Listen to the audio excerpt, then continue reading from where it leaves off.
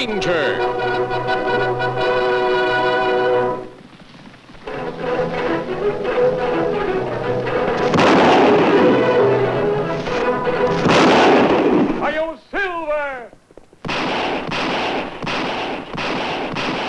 A fiery horse with the speed of light, a cloud of dust, and a hearty Hi-Yo Silver.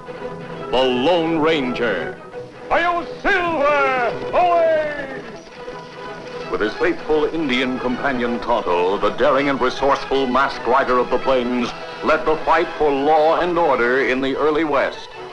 Return with us now to those thrilling days of yesteryear. The Lone Ranger rides again.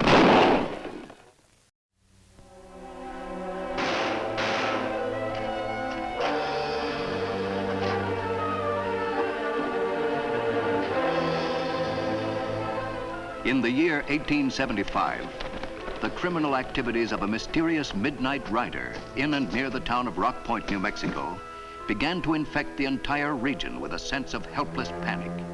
The Lone Ranger and Tonto had stopped to visit their old friend, Marshal Bill Collins. So that's how it is, mister. Apparently half of New Mexico has been terrorized by this midnight rider.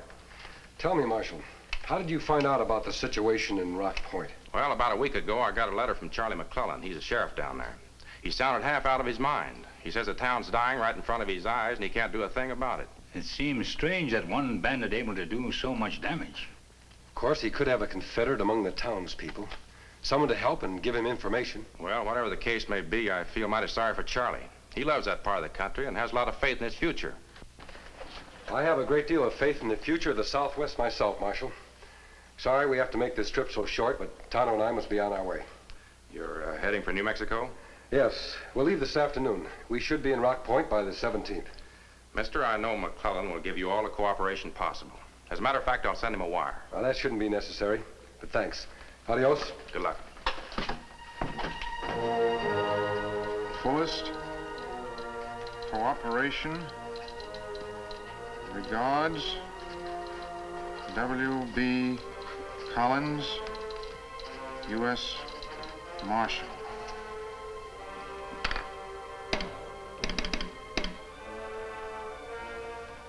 Lone Ranger arriving.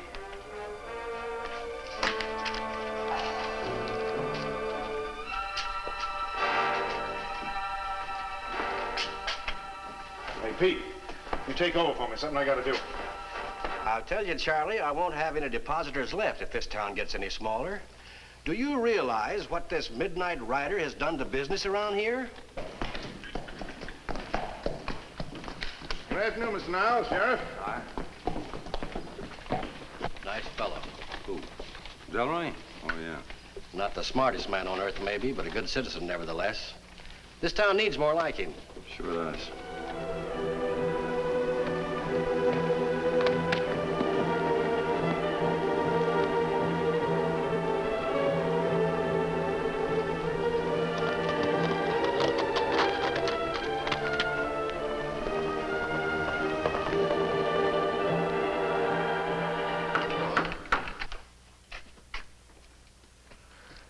Delroy? Yeah, let me in. What do you know? Didn't expect to see you for another week. Well, we're in trouble. Here, read that. Well, it's been nice knowing you, partner. If you ever get to Mexico, look me up. Oh, sit down, Barty, sit down. Look, Delroy, the hayride's over. We've done this midnight rider idea to death anyway. We've got about $100,000 buried outside, and I aim to live long enough to spend my half. I've heard plenty about the Lone Ranger. Personally, I think... You think? With what? Watch it, Delroy. You know, Delroy, you baffle me. You look like a fretful little small-time telegraph operator. Maybe that's what you were once. What happened?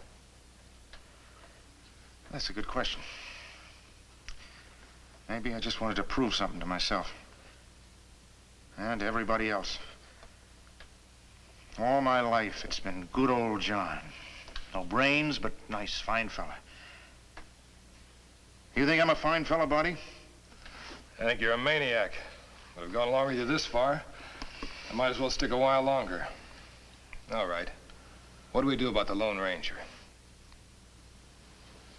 Well, we kill him, obviously. Now I know you're a maniac. From everything I've heard about this character... Well, forget what you heard about him. He's just a human being. You know, as a matter of fact, he looks a little like you. With the same height and weight. You got the same kind of clothes he wears and a mask. Hey, wait a minute. What's the matter? Yeah. Why not? You know, Barty, you just said we've done this Midnight Rider business to death. You're right. That's what I've been trying to tell you. Suppose the Midnight Rider gives one final farewell performance before we clear out of town. Suppose you knock over the bank in broad daylight on the 17th of this month. In broad daylight? Yeah, we've always hit these people at night. They're conditioned to it. They'd never in the world expect a daylight attack. Why the 17th? Because that's the day the Lone Ranger gets here. And on that day, you'll be the Lone Ranger. You mean you want me to dress up like he does, wear a mask like his, ride a white horse, and then rob the bank? Exactly. What's the advantage? All right, Barty, I'll spell it out for you, nice and slow. Has anybody around here ever had a close look at the Midnight Rider? No. No. But on the 17th, they will get a close look at him, won't they? And what will they see? Well, they'll see a masked man on a white horse. They'll think they see the Lone Ranger. Right. And we'll get out of town and leave the Lone Ranger to face the consequences. No, Barty, we won't. We'll kill him first. We don't want him following us, do we? What we do want is for Sheriff McClellan to spend the rest of his life looking for a dead man. Yeah, sure. Luckily, we got plenty of time to prepare for it. Now, I know a place below the border where you can have a costume made. I'll tell you everything to ask for. You can also get a mask and a white horse. Delroy, isn't there one little item you're forgetting? Now, what's that? The Lone Ranger himself. I have to find him to kill him. He never rides the main roads. He never comes straight into town. We can't read his mind. You know, Barty, in a way, you just have read his mind. You know he's going to have to make camp somewhere on the outskirts of Rock Point. Yeah, but where? Well, Devil's Canyon, I'd figure. It's just a guess. Is it? You try and think for a minute. Now, you know this area. Where would you make camp if you were riding into town from the north? Well, I'd want a place where I wouldn't be seen. A place with water enough for my horse. It'd have to be isolated. Go on. Yeah. There's only one place that fits. Devil's Canyon. And early on the 17th, that's just where you'll be. Waiting on the rim. Delroy, I have to hand it to you. At least you're a smart maniac. It was past noon on the 17th when the Lone Ranger and Tonto drew rein on the outskirts of Rock Point. Well, Tonto, I'd better leave you here. My mask would cause too many questions in town. Me tell Sheriff McClellan you meet with him after dark. Good. We'll camp in that canyon over there. Seems to be the only favorable campsite around here. Me remember that good place to camp.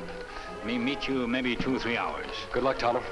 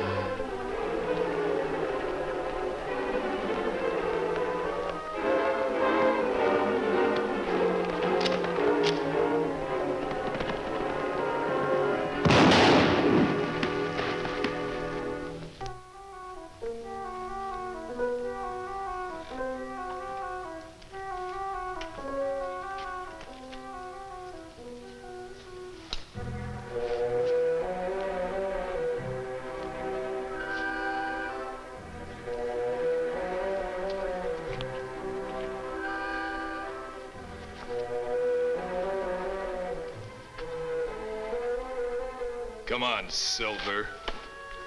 You and me have a job to do in town.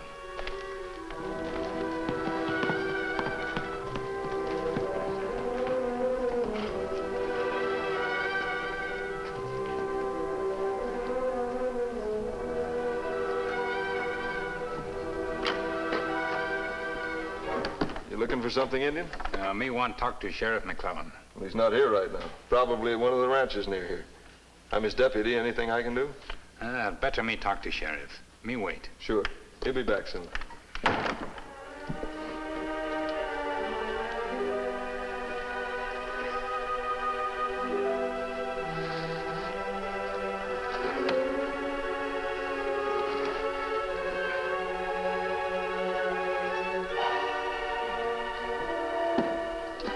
Sheriff McClellan? That's right, Indian. What can I do for you? Me bring message from Bryant. What do you say?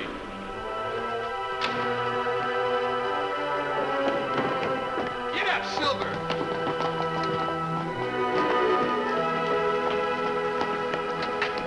What happened, Mr. Niles? I heard some shots. The Midnight Rider.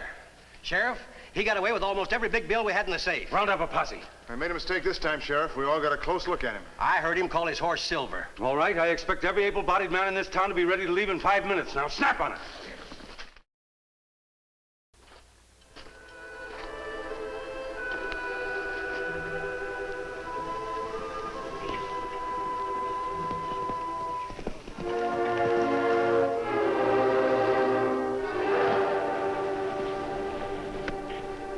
Kemo Sabe, me bring bad news from town. What's wrong? Well, I'm all right now, Tonto. Look like Bullet Gray's temple. I was riding toward the canyon when I left you. It was a shot. I felt a terrific pain in my head. You chase man who shoot you? I don't know, Tonto. You not know? When I came to my senses, I was riding away from town in an area of shale and bedrock. The impact of the bullet must have caused a temporary loss of memory. How long you gone from canyon, Kemo Sabe? I don't know. The sun was up when you left. Must have been at least 3 hours. That's not good. Why not? When me go to Rock Point, sheriff not there. Me wait maybe 1 hour. Finally, sheriff come back. Before me have chance to speak with him, outlaw rob bank. In broad daylight? First time people get description of Midnight Rider. Him tall like you, wear mask and clothes like yours, ride white horse. Me go with posse, follow trail till we lose it. On bedrock outside town. After I've rested, perhaps we... Tonto. Midnight Rider impersonate you, Kemo Sabe. There much shale and bedrock in this area. If I could only remember what I did for those 3 hours. I can't prove I'm innocent, Tonto. I can't prove I'm innocent, not even to myself.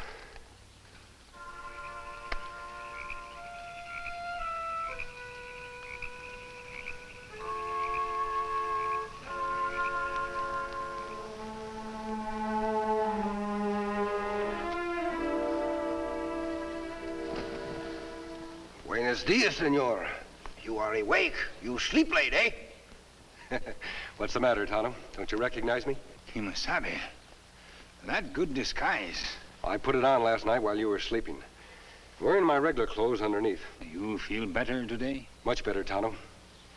After breakfast, I want to pay a visit to the bank that was robbed yesterday.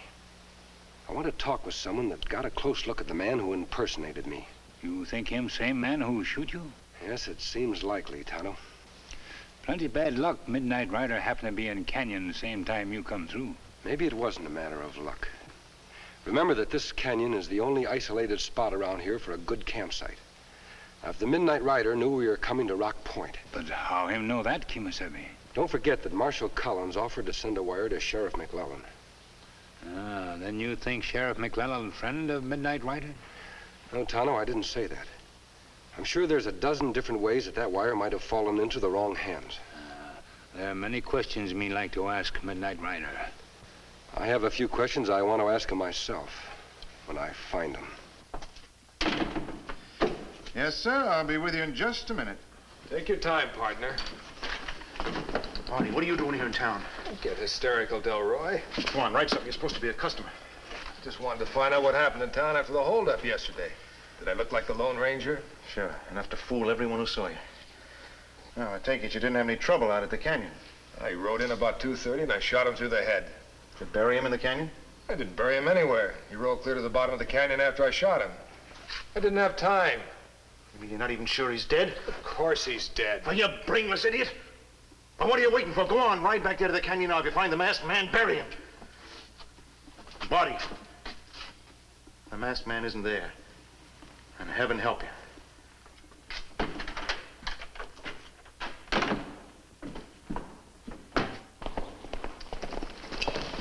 Why are we stopped here, Kemo Sabe? I don't want to be seen in town riding silver. We'll leave our horses here and go the rest of the way on foot.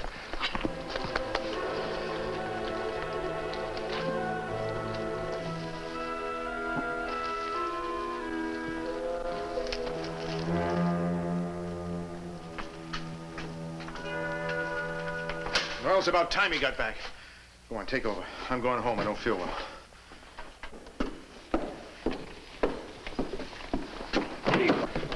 1,000 pardons, senor. That was clumsy. Come in, look where you're going. Si, senor.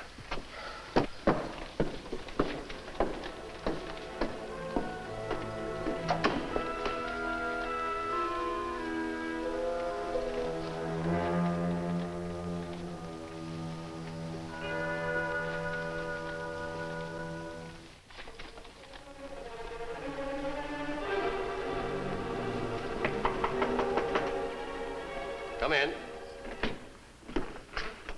Buenos dias, senor. You are Senor Niles, the presidente of the bank? Yes, sir, I am. The man who gives out the money, he said you were in.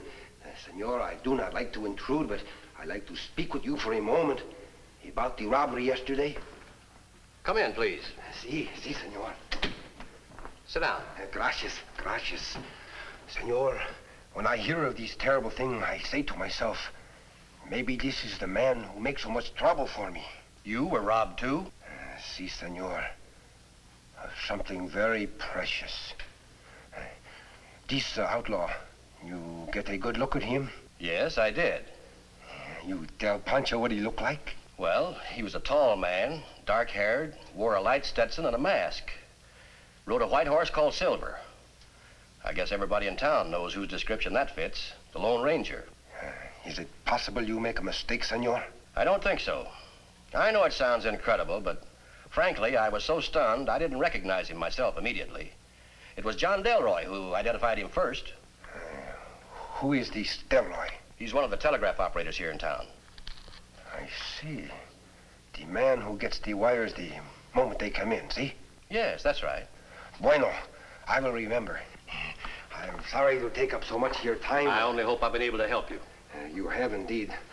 Adios. You hold it right there, mister. Mr. Delroy, what is this? I took the liberty of sending your cashier for the sheriff, Mr. Niles. You've done what? I have reason to believe this man may be the robber. Are you sure? We collided outside my office. Some of the brown makeup he's using on his face and hands rubbed off on me. When the sheriff arrives, I think we better have that makeup removed, Mr. Niles. Well, this man is about the same height as the robber. Nobody's attending your bank, sir. Hadn't you better get out there and wait for the sheriff? I'll keep our mysterious friend covered. All right, sit down.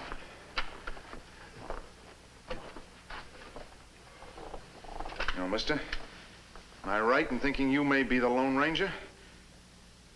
Well, it doesn't make too much difference. I'll have to kill you anyway. If you are the Lone Ranger, all my troubles are over. If you're not, I'll just have to keep on looking. You'll be shot while trying to escape. You're a clever man, Delroy. I should have suspected the telegraph operator. But you made two bad mistakes. And what were they? First was taking in a partner. Partner? That's right. You're not the Midnight Rider. You're too small to have impersonated me. Well, that's a good point. I've been thinking of a saying. There's no honor among thieves. You and your partner have stripped this town of a fortune. Are you sure that money's safe, Delroy? You said there were two mistakes, mister. What's the second? The second was even more stupid. You shouldn't turn your back to a rear door. No, it won't do. Hey, oh. Good work, Tonto. Me see this fellow bump into you, then follow you into bank. Me go around back, listen that door. What we do now? Wait for sheriff, tell him what happened here? I doubt whether the sheriff would take our word against Delroy's without proof. But unless I'm mistaken, we'll have that proof in a couple of hours. Well, I won't need this disguise anymore.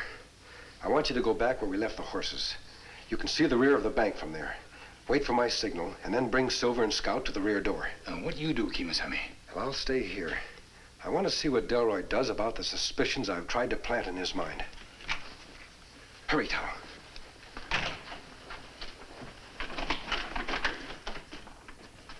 Mr. Delroy. Is he dead? Delroy, what happened? Where is he? Sheriff, I think maybe he's going back to his camp. It's in Devil's Canyon. How do you know that? Well, he happened to let the information drop while he was here. I'll go with you. The horses are out front. Coming, Delroy? No, I got something to do. All right, suit yourself.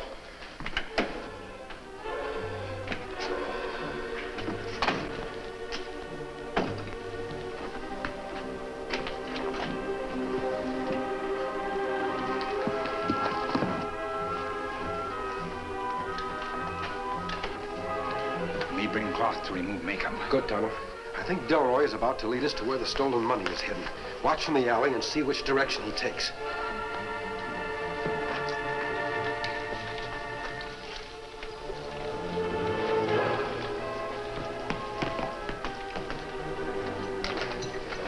Well, Tonto?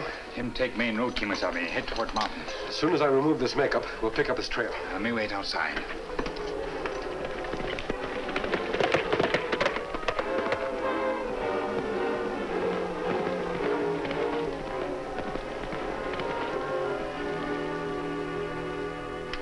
Them leave main road here, Kemo Sabe. I'll follow him from here alone. You'd better go for the sheriff. You'll find him in Devil's Canyon with his deputy and Mr. Niles. Tell him you know where the Lone Ranger is. I'll leave a clear trail for you to follow. Me Sabe.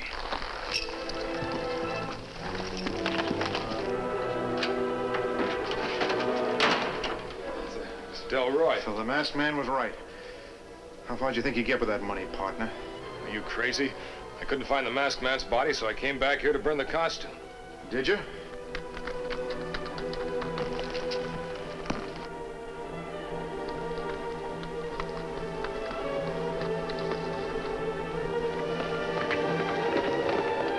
Look for yourself. The money hasn't been touched. Delroy! All right, Barty. Against the wall. Hands high. The sheriff will be here soon. We'll get you to a doctor. What difference does it make? I'm through anyway. All I want is to live long enough to see that Barty gets what's coming to him. I have quite a story to tell the sheriff, mister. Quite a story.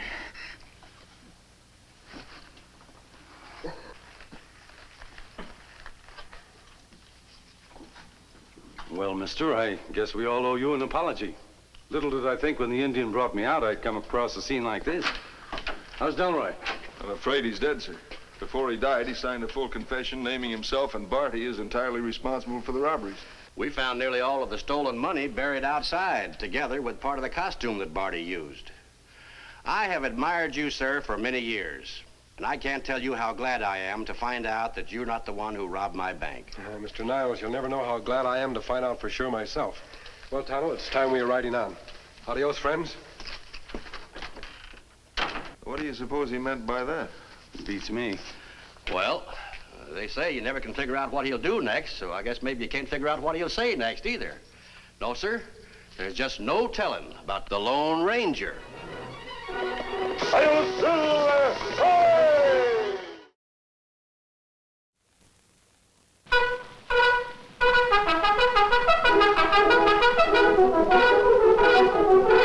The Lone Ranger.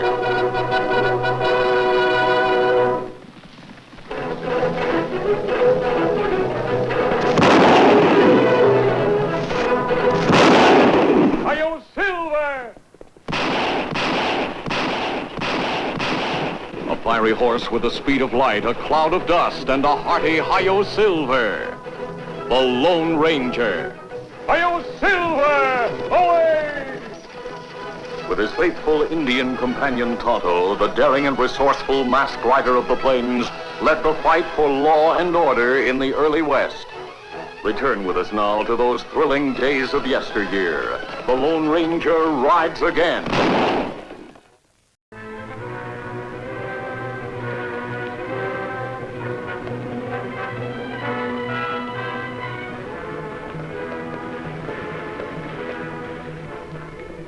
The stage is on its way. It's about time. Yeah, the driver ought to be ashamed of himself. Making the great Lou Compton wait like this. You know, Bonnie, one of these days I'm gonna get tired of you needling me. When that happens, I'm going to forget you, my brother, and out. Why don't you two save it till later?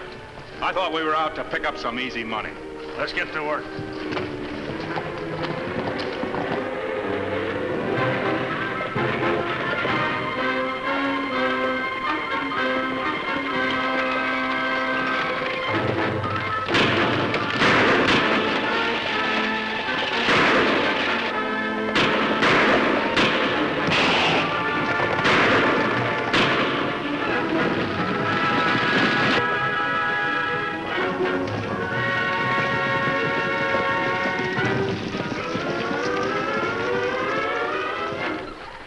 Any more guns up there? No.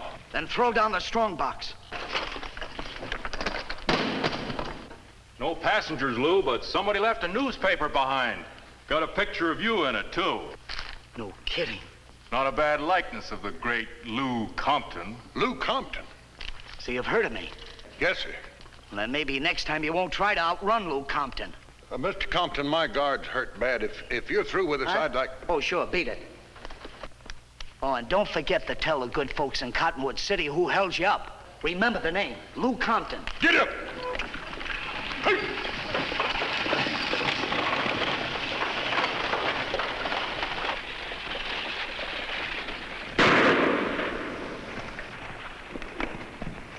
Hey, listen to this.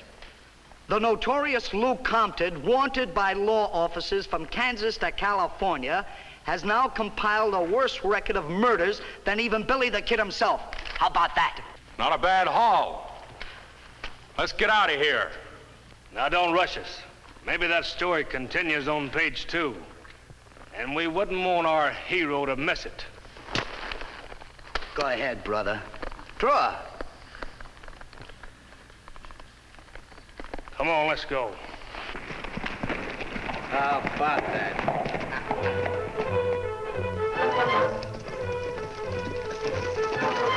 Shots we hear come from this direction, Kemo Sabe, but me not see it. Tonto, down on the road. Something shining in the sun. That look like strongbox. Come on, Silver.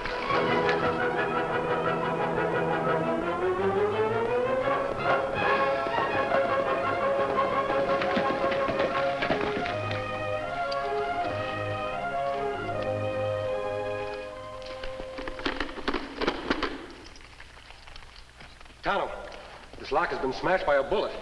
Heavy wheel marks show Stagecoach stop here. Also hoof prints of 3 horses. You think Compton gang do this? Seems likely, Tonto. From all reports, the Comptons have taken this territory over completely. Tracks be hard to follow on hard ground beyond road. What we do? I'll follow the tracks as far as I can. You continue on into Cottonwood City. See what you can learn from the sheriff and the stagecoach driver there. We'll meet at camp later. Me savvy.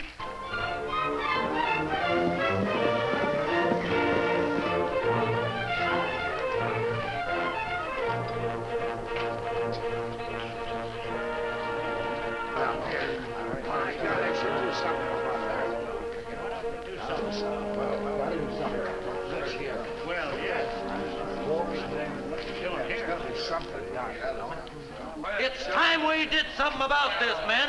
And right now, I'm going to tell you... It's all over, folks. It's all over. The guard's been taken to the hospital, and the driver here has given me all the facts. So there's nothing any of you can do about it. Well, there's something I can do about it, Sheriff. I can just move my family out of this territory before we're all murdered in our beds. Now, take it easy. Calm down, will you? I can assure you I'm doing everything in my power to capture the Comptons. But you all know as well as I do that their hideout is in the mountains, on the other side of the county line. I have no authority to go... What do we care where their hideout is? They do all their thieving and their murdering right here. And I don't aim to risk my life and money any longer. He's right, Sheriff. I've been driving stage in this part of the country for more than 5 years. Well, as of now, I'm quitting. And I'm not coming back until Lou Compton and his brothers are behind bars. You're right.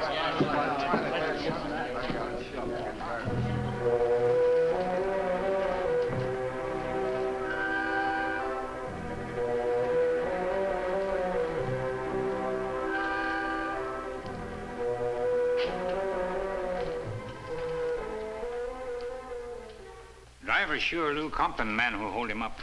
Yeah. Yeah, he was sure. You not seem worried like other people here. Probably because I don't have anything to lose. You live in Cottonwood City? No. No, I live in a little shack down at the end of Boot Hill Road. Why'd you ask? Let me just wonder. That strange tattoo. Picture of gun with initials FD below. I don't see anything strange about it. Once long ago, me see tattoo like that. It mark a famous man. Well, I'm not him, you understand? No matter who he was, I'm not him. I'm nobody. It's nobody.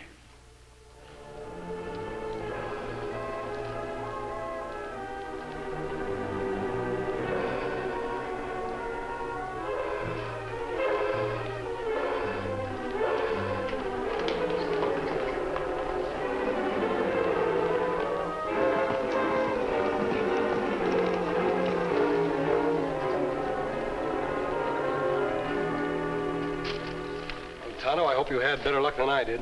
Maybe, Kemo Sabe. You not able to follow tracks? No, they disappeared into a stream about a mile away. What did you learn in town? Stage driver say Lou Compton man who robbed him. People in Cottonwood City frightened of gang. That's why Lou Compton and his brothers must be stopped. Tonto, this area could be one of the richest in the West. But until this territory is made safe for settlers, it'll never develop the way it should. People already talk of leaving. Were you able to talk with the sheriff? Me not try, Kemo Sabe. Me speak to another man instead. Another man? A man maybe 50 years old. Face not shaved. Clothes old and torn. But him have tattoo on right arm. Picture of gun and initials FD below. FD? Are you certain of that? Many year ago, me see same tattoo, Kemo Sabe.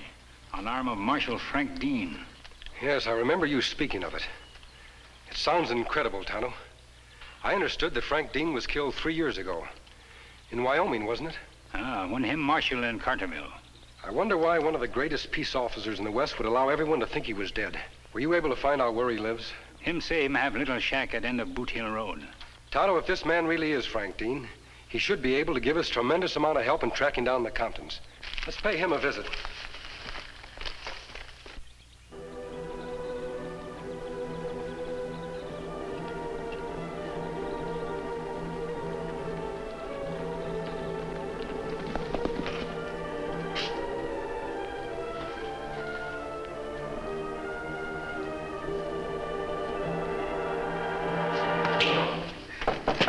Who's there? Friends? What is this? Don't be alarmed. We're not here to harm you. Well, then why are you here? I haven't got any money. Go on, get out. Looks like you're planning a trip, Mr. Dean. Who are you? The name is unimportant.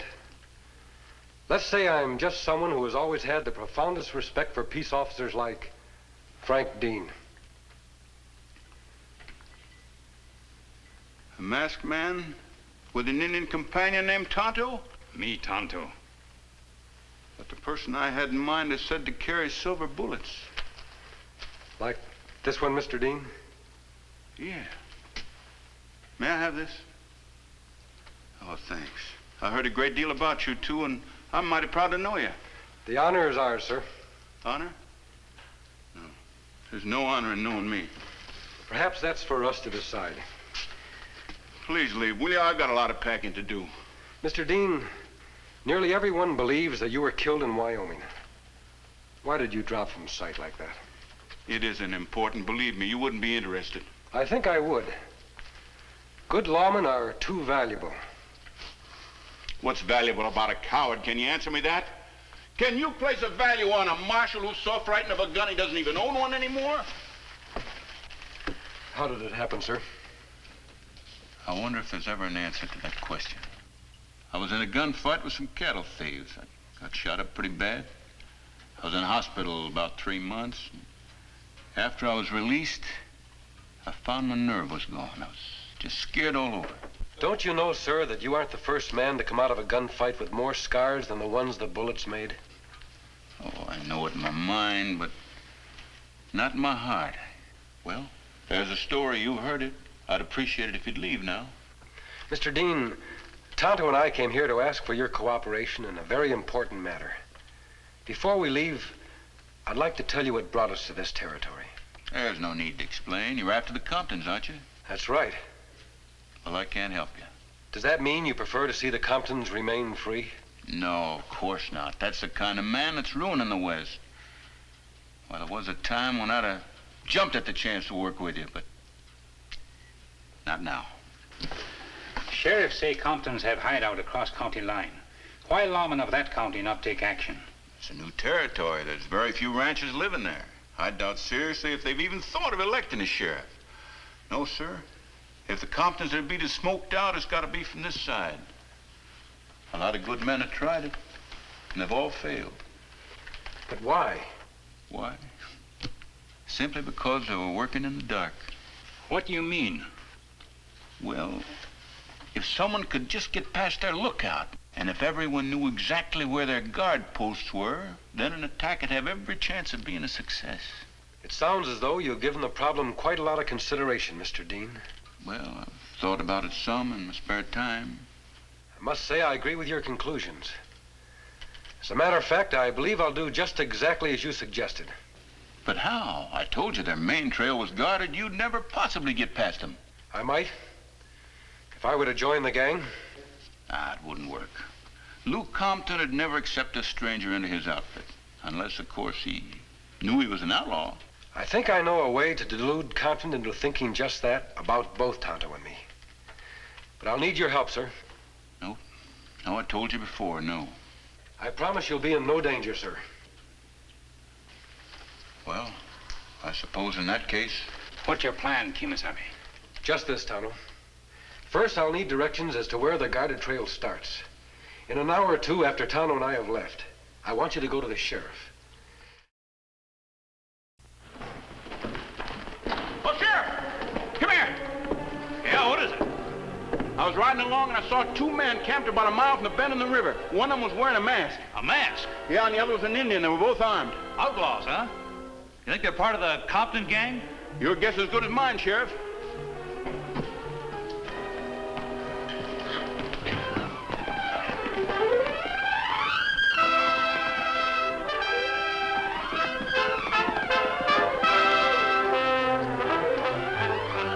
Kemo Sabe, Sheriff and Dean, come now. Looks as though Dean has done his job well. Methinks Sheriff see us now. Let's get started. We'll keep just out of range of the sheriff's bullets.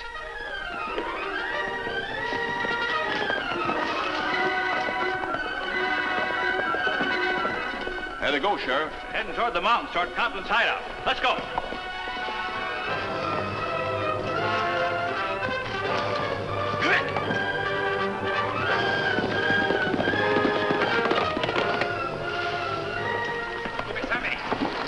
Dean's still with Sheriff. I can't understand it. I told him he could turn back once the sheriff had seen us. Maybe Sheriff asked him to come. Well, the county line isn't far away. Both of them will stop there. Come on, Silver.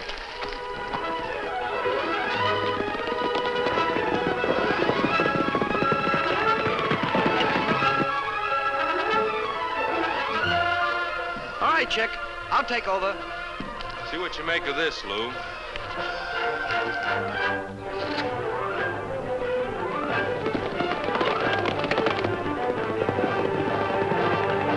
Well, the sheriff's after somebody, all right. A masked man and an Injun. Good-looking horses.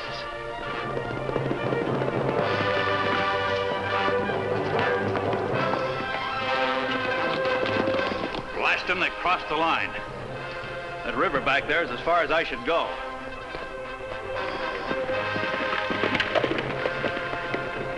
Won't be long before they'll be in the Compton hideout. I don't suppose there's one chance in a million that they'll be turned back. We better wait a minute and find out.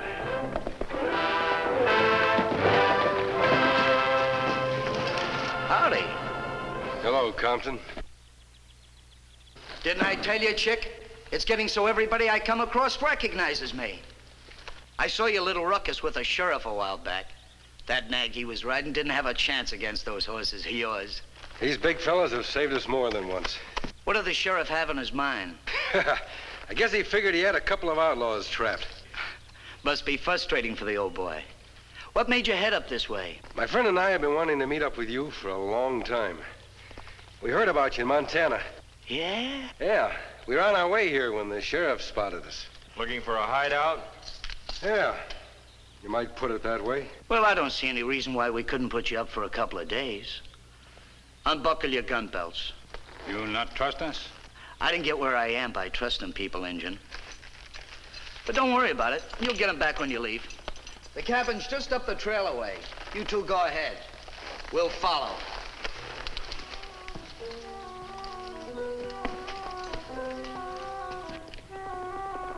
That's no use. They aren't coming back. Well, we did what we could. Might as well forget it. I wonder what's going on up there. What difference does it make? Personally, I hope the Comptons mow them down. Save some work for the law. Well, I'm with you, Sheriff, but it's all the same to you. I'd like to stick around a while. Well, you're over 21. Do what you like. If you're thinking of going up there by yourself, I wouldn't advise it. Wouldn't you?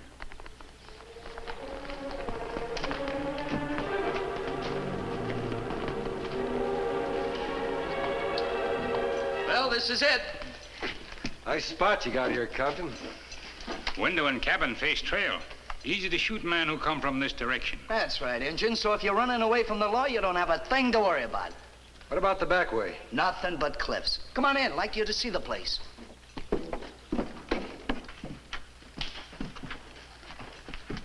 Well?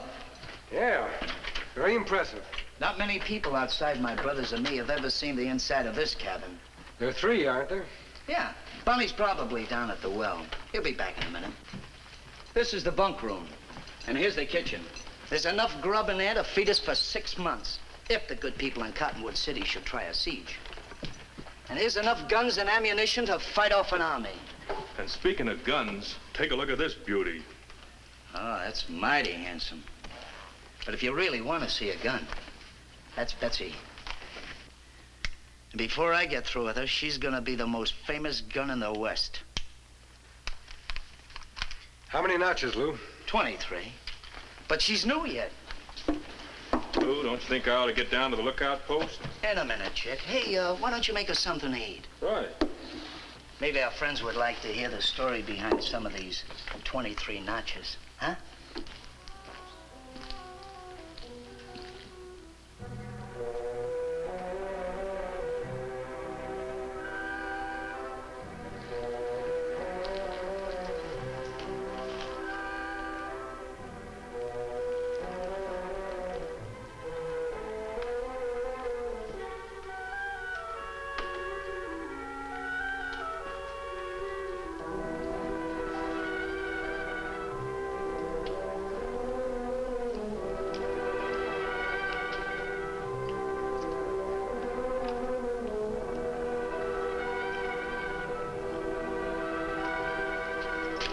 Looking for somebody, mister?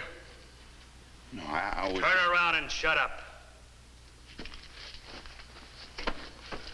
All right, get in the cabin.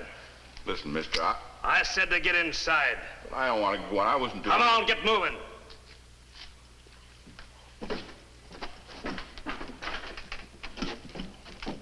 Hey, what is this? Look what I found outside. What are these 2 birds doing here? Never mind them, they're friends of mine. Who is this character? I don't know. I caught him snooping around up by the window. I didn't mean any harm. I was just passing... Who are you? Come on, who are you? What are you doing here? Leave him alone, Compton. He isn't armed. Look at him, he's shaking like a leaf. The thing I can't figure out is how you ever got past Chick. What's going on in here? What are you doing here? You mean you haven't got a lookout up on the trail? That's right, brother. Why, you stupid fool. Watch it, Barney. Next thing you know, you'll be forgetting who gives the orders around here. And speaking of orders, Compton, hold it. Right there. I'm sorry I wrecked your plan, mister, but I see no reason why we can't take this crummy trio into custody ourselves. You mean you 3 have been working together? Is that it? That's right. And I feel like a human being for the first time in years. There'll be no more running away, mister. When I saw you and Tonto riding up here alone today, something happened to me. Now I know how a fire horse feels when he hears the bells and smells the smoke. Tonto, you said. That's right. And you must be the Lone Ranger. The Lone Ranger? Well, what do you know about that? Drop that gun, Compton. Drop it.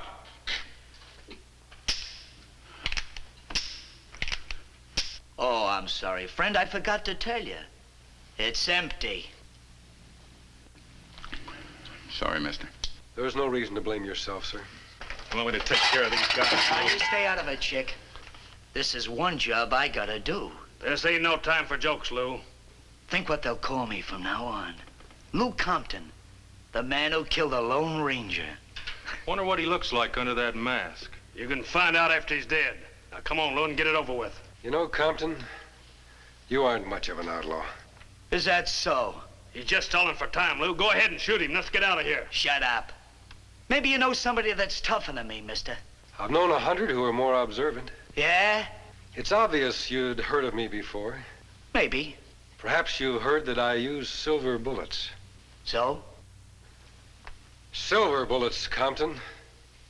You see, if you had been more observant, you'd have been able to identify me the moment you took my gun belt. Yeah, he's got a point there, Lou. You were lucky this time, Lou. But I think your brothers ought to know that they have a fool for a leader. All right, that's enough. We'll see which one of us has been a fool. Mister, in just 10 seconds, you're gonna be dead. And I'm gonna be the biggest man in the West. So start saying your prayers.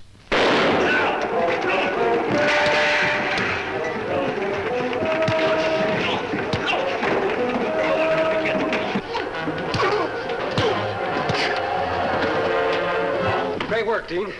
I feel 25 years younger. You keep them covered while Tonto and I tie them up. We'll take care of Lou's shoulder later. Well, what's the next move, mister? You think you can take those 3 into Cottonwood City alone? I could take these 3 to China alone. Then they're all yours. But wait a minute. There's quite a sizable reward out for the Comptons. You've earned it, sir.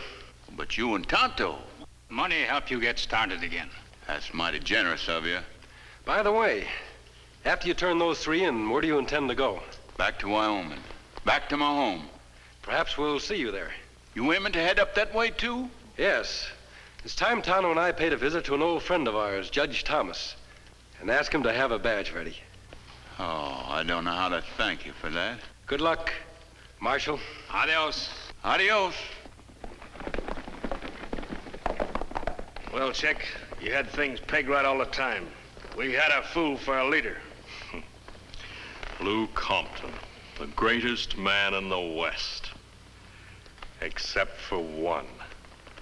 The Lone Ranger.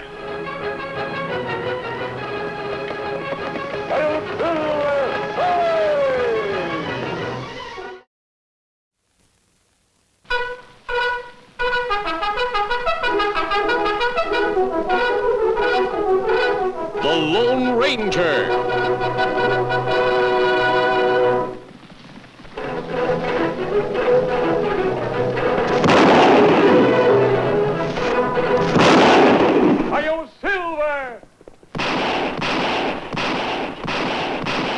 A fiery horse with the speed of light, a cloud of dust, and a hearty hi-yo silver. The Lone Ranger. Hi-yo Silver! Away! With his faithful Indian companion Tonto, the daring and resourceful masked rider of the plains led the fight for law and order in the early West. Return with us now to those thrilling days of yesteryear. The Lone Ranger rides again.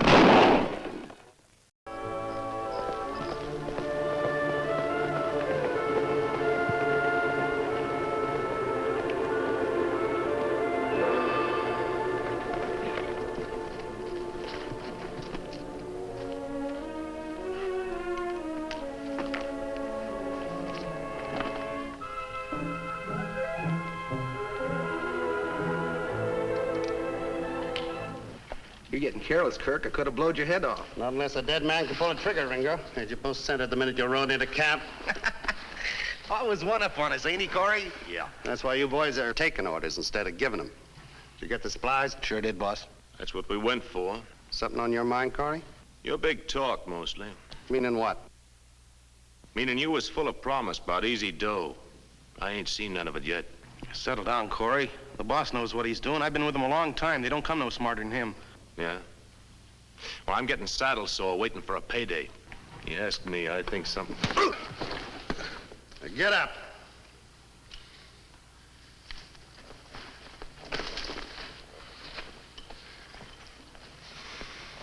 I paid you for thinking you'd starve to death. Now fix the fire and get some food. Here's the paper we got in Goldtown, boss. Oh, thanks, Ringo. You boys read the front page? No, what does it say? Well, listen to this. You may get that payday after all. A reward of $100 is being offered by Dan Sherwood, Goldtown lawyer, to anyone having information as to the whereabouts of Edgar Wellington, who was last seen in this area, one of the heirs to the Sam Bates estate. Bates, an aged prospector, died without realizing that a gold mine claim he owned was worth close to $100,000. Wellington is 5'11", wears glasses, speaks with an English accent, and is a cracked pistol shot with either hand. Hey, that guy we met in Boulder Canyon, the one pan in gold, he had an English accent. Well, that's right, Ringo. And he fits the rest of this description. I bet he's still in Boulder Canyon, not realizing he's heir to a fortune. Only $100 reward for finding him. You call that big money? Shut up and listen. He's talking about 100,000. Not 100,000. 50,000. There's another heir mentioned here in this paper. We get half, he gets half.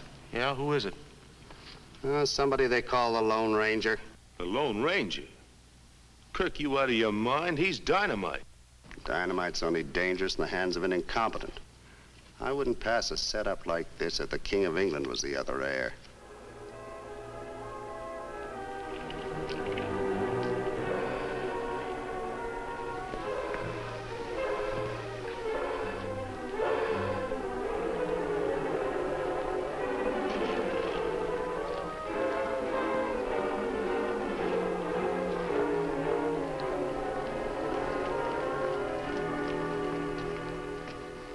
Good afternoon.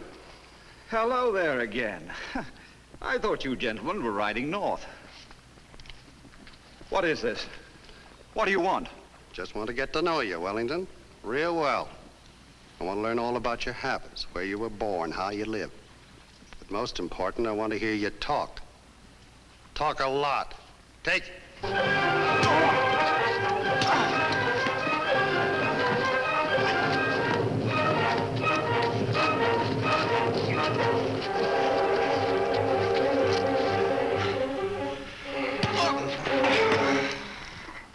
Glasses are broken. What are you going to do now, boss? Get some more? Where? They ain't easy to buy out west. You ought to do more reading, Corey. Right there. Store in Goldtown. You want the same ad this week, Mr. Boggs? Oh, sure. Say, son, I trust I'll have my same spot on the front page there. Afraid not, Mr. Boggs. That news of Sam Bates' inheritance is still selling lots of papers. Oh, they haven't found that Englishman yet, huh? Nope.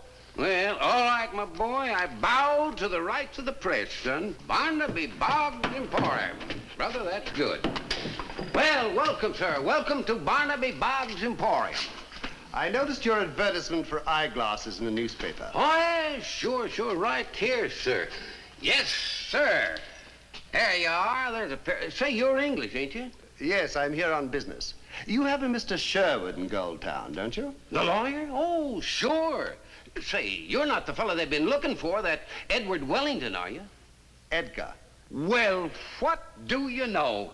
Well, sir, it's certainly a pleasure to serve you, neighbor, at least, Sir Edgar. Yes, sir, a pleasure and an honor to have you visit my establishment here. It certainly is an honor, sir. I can't even see the chart with these. Haven't you something a little weaker? Oh, Barnaby Boggs has got all kinds, Sir Edgar. Yeah, try those. Say, you know, the masked man's going to be along pretty soon. He has a share in the money, too, you know. Yes. I'm anxious to meet the masked man.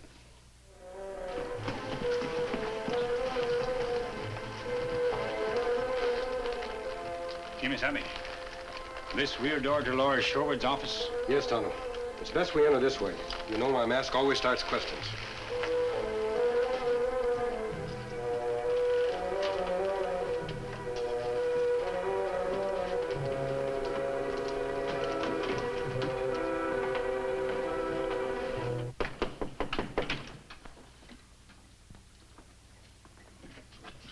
What? Don't be alarmed, Mr. Sherwood. Who are you? This might help to identify me. Silver Bullet. Oh, of course, the masked man and his Indian friend, but I've heard of a white horse, a magnificent stallion.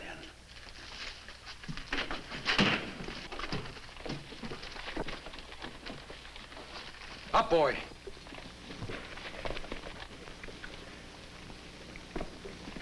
In addition, I have a letter from my friend, the governor.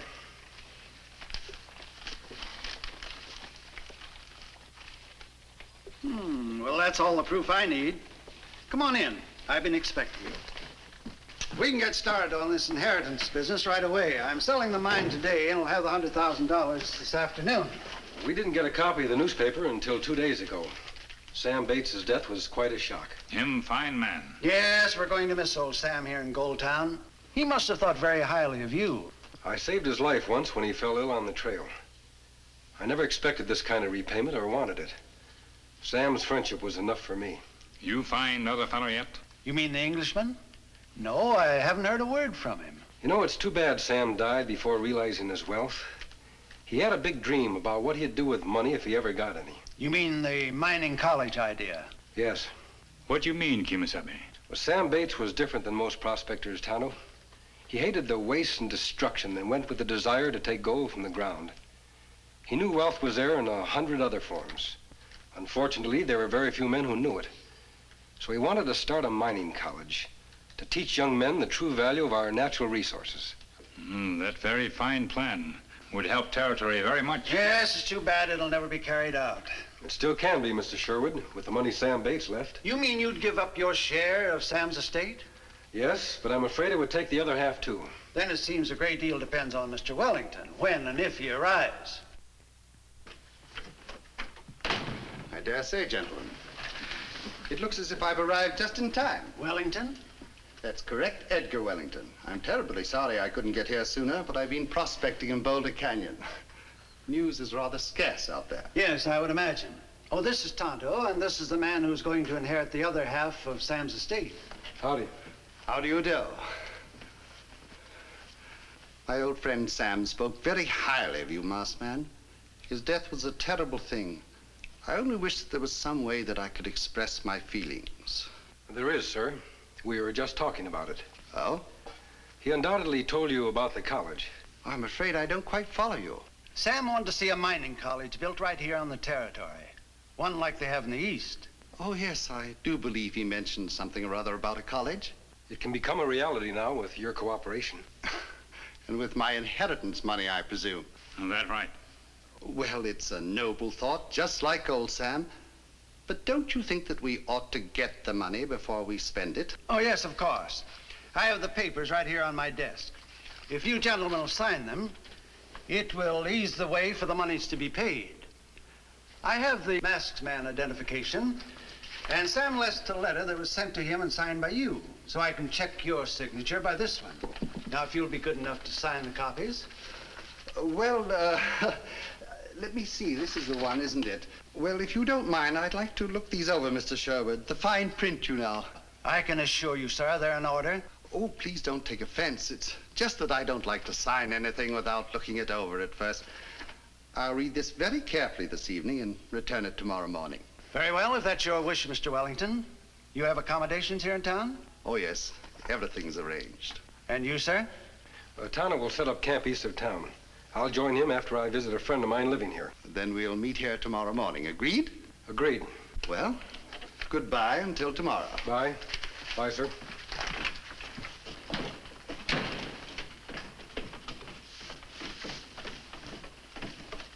You visit Barnaby Boggs? Yes. I'd like to see how he's getting along. What's wrong, Kemo Sabe? You worried? Not worried, Tonto. Just puzzled. About man inside, Wellington? Yes. Doesn't it seem strange to you that a man would want to look over papers that make him heir to $50,000? Much sudden money make man do many strange things, Kemo Sabe. You're probably right, Tonto. Me make camp. Meet you later.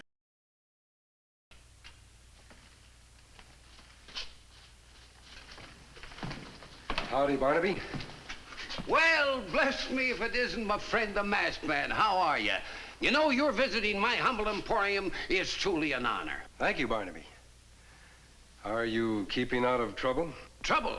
Oh, my friend, since you showed me the ways of justice and honesty, trouble is a word completely foreign to my vocabulary.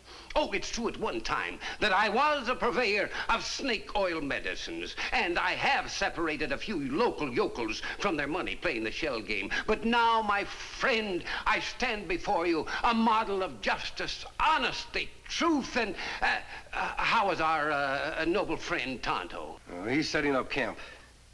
I just dropped by to say hello. Oh, you're leaving so soon? No, I'll be here for a day or so. Some business matters to settle. Yes, and I'm well aware of those business matters. Your newly acquired wealth, my friend, is not a secret to the people of Gold Town. Tell me, Barnaby, is this another one of your questionable business ventures? Oh, don't look through those, my friend. You'll put your eyes out. Neighbor, this is a legitimate business venture. I have studied the charts and the pamphlets from the optical company, and spurred on by a desire to help my fellow man, I have finally mastered the mysterious art of fitting eyeglasses. Barnaby, you sound convincing, but I withhold my judgment because I've seen your operations in the past. They weren't so good. Has the venture been successful? Well, now, to tell you the truth, a little slow at first. But I'll tell you something else, my friend, that since the English heir has been a customer of my emporium, people are going to start flocking to this place. Edgar Wellington bought glasses here? Yes, a very difficult man to fit, too. And why do you say difficult? Well, you know, I read in the newspaper that he used a very strong pair of glasses. And when he come in here and told me that his old glass had been broken, I fitted him with the strongest pair in the place. The man couldn't even see through them. Is that so? Yes. Then I fitted him with a weaker pair, and still weaker. And finally, he bought the weakest pair in stock. You know, between you and I think he wears them just figures he looks distinguished. You know, some gents are like that, you know. Yes, I know what you mean. Holy cow! Oh, well, now, don't worry, Tommy. This man's a friend of mine. He's not a hold-up man. What about the mask? It's a symbol of justice, Tommy. Gee, for a minute I thought it was my chance to get a big story.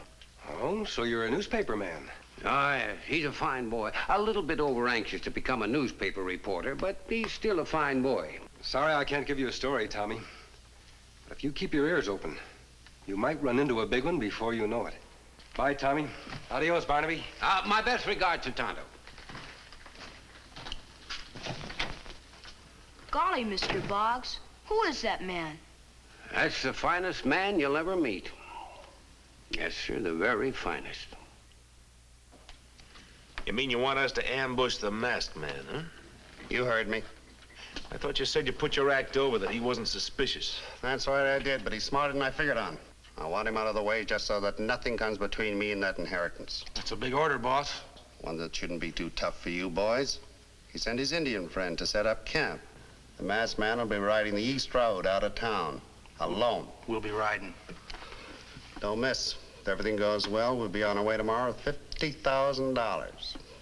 What about him? We got all the necessary papers right here. We haven't got a problem. You'll have one. Getting me to sign.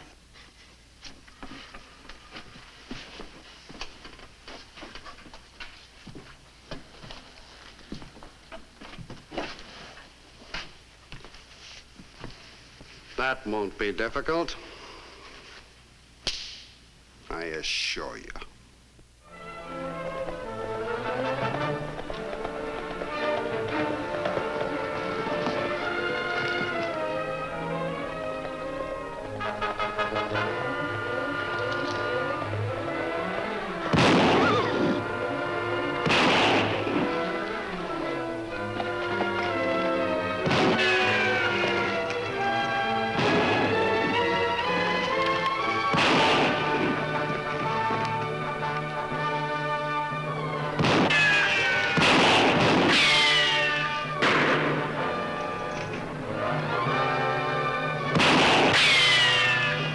That man's too good with that gun. Try and circle him.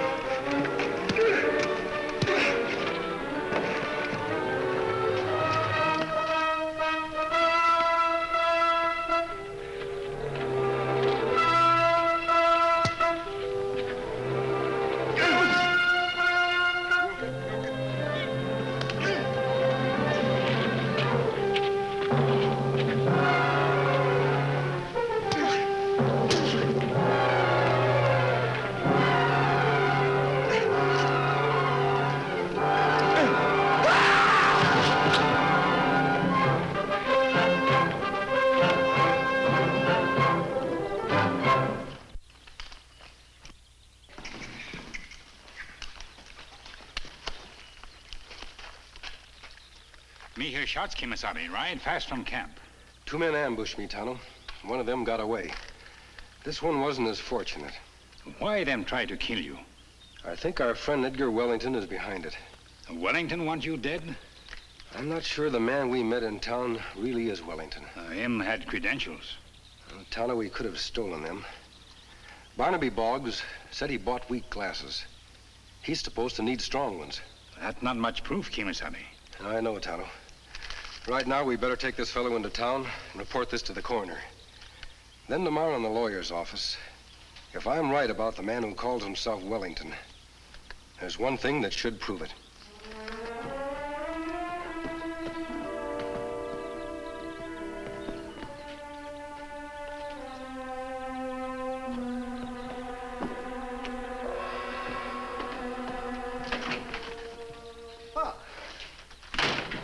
Good morning, gentlemen. I hope I haven't kept you waiting. But I had a little accident. Say, that looks bad. Yes.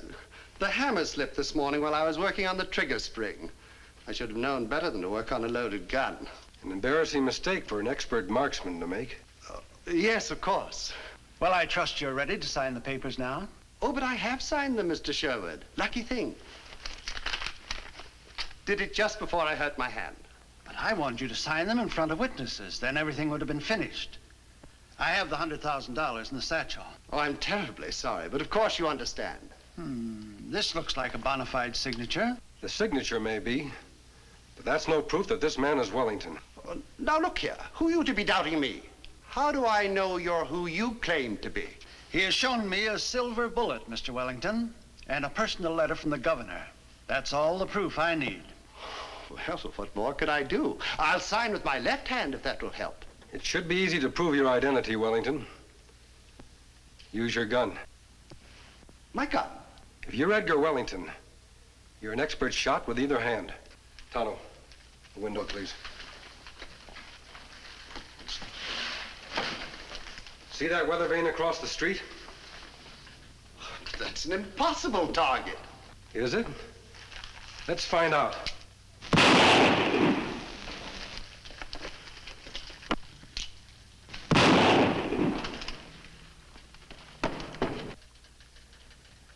Your turn, Mr. Wellington.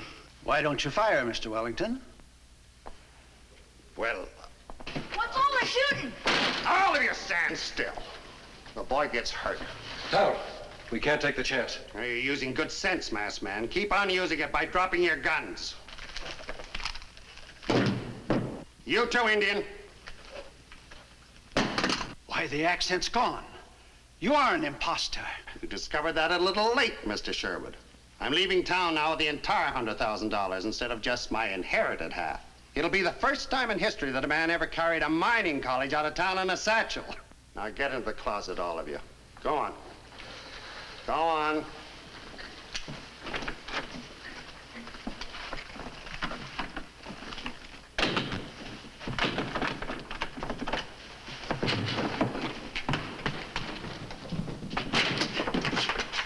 You all right, Tommy? Sure, I'm sorry about what happened. I just That's all right, son. The important thing is getting that money back and finding the real Edgar Wellington if he's still alive.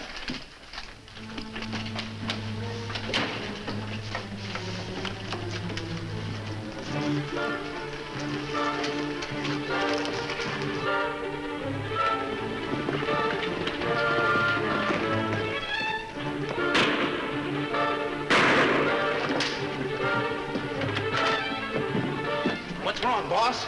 Hit the saddle, Ringo. The masquerade's over. We got the entire $100,000. See if Wellington's inside, Tonto.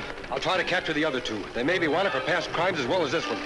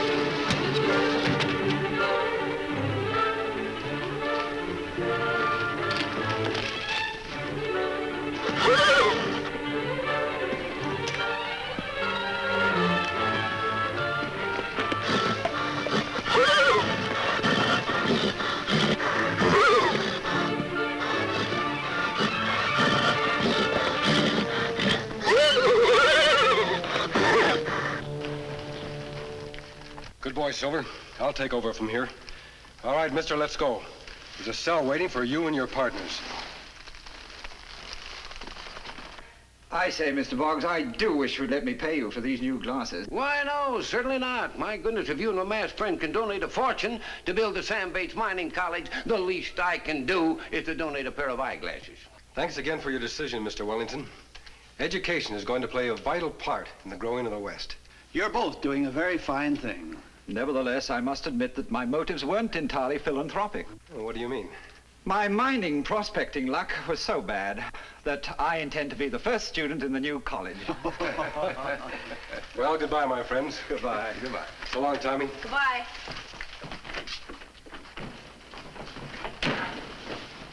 My boss said he'd let me do a story with my own byline. And gosh, just to think, that story's gonna be about the Lone Ranger.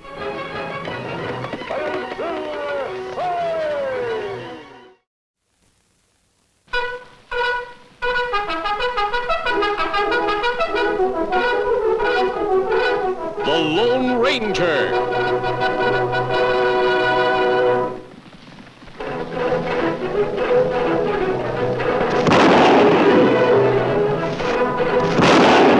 Hi-yo, Silver! A fiery horse with the speed of light, a cloud of dust, and a hearty hi-yo Silver. The Lone Ranger. Hi-yo, Silver! Away! With his faithful Indian companion Tonto, the daring and resourceful masked rider of the plains led the fight for law and order in the early West. Return with us now to those thrilling days of yesteryear. The Lone Ranger rides again. Uncle Ed, how did you escape? I escaped all right. You don't worry about that. But how? Weren't the Indians closing in on you? Yes, they were. But, like I said, the night was pitch dark. Without the flaming arrows, you couldn't see your hand afore your face. Well, sir, just as them redskins was about to make their final charge, a thunderstorm come up. Put out the flaming arrows, and under cover of darkness, I picked up the wounded lieutenant, and... Uncle Ed.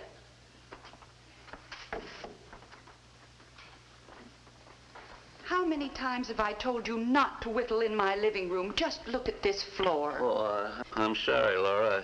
I just kind of forgot. Uncle Ed was telling me how he saved the fort from an Indian attack. I can imagine. But that's no excuse for you letting him make a mess like this. Now, just a minute, Laura. I don't need no 10-year-old child to nursemaid me. What am I going to do with you? You drag dirt all over the house. You whittle on the floor. You spill crumbs and tobacco. And last week you burned a hole in my best blanket. Well, if I'm not wanted here, I'll just pack up and move out. For heaven's sakes, don't be so touchy. I'm not touchy. I just don't like to be treated like a useless old man. And I'm not accustomed to sitting around doing nothing. They didn't want me, why they asked me to come and live with them. I'll fix them. I'll stay up here in these mountains until they get good and worried. Susan's the only one that gives two hoots what...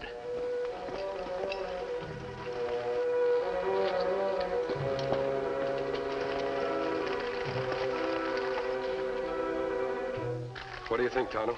Them trying to cover tracks, Kemo Sabe, but me think them come this way. I think you're right. Too bad the ground's so hard that we can't... Don't move, either of you. Drop your guns. You make mistake, old I man. said drop your guns. If you think we're outlaws... Why, of course you're outlaws. I'm taking you to the sheriff. I wear a mask because I don't wish to be recognized. I'll bet you don't. There's probably a price on your head. Go on, get moving. What about our horses? Sheriff Gray can come get them after you're locked up. Maybe Silver not want to be left behind. I suspect you're right. Come on, boy. You dirty owl hoot. Sorry, but you brought this on yourself. We're not bandits. As a matter of fact, we're after 3 outlaws who escaped from the territorial prison. You mean Lefty Mott and his men? That's right. Glory be. You think they're around here someplace? I'm quite sure they are. Now, if you promise to behave yourself, I'll return your rifle. You sure, mister? Here you are, old-timer. I'm no old-timer. I'm just as good as I was 20 years ago. Well, I'm sure you are. I meant no offense.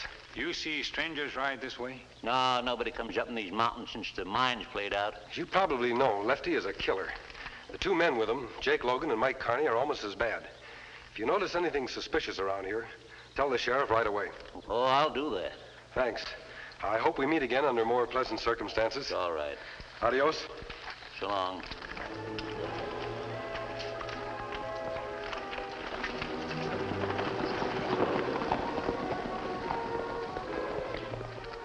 Gee, Jehoshaphat. Wait till I tell him about this. But, Dad. Susan, I've explained a dozen times. Uncle Ed's too old to herd cattle. He's just too stubborn to admit it. Here he comes. Now, don't scold him for being late. Well, if he wants to eat cold food, that's his privilege.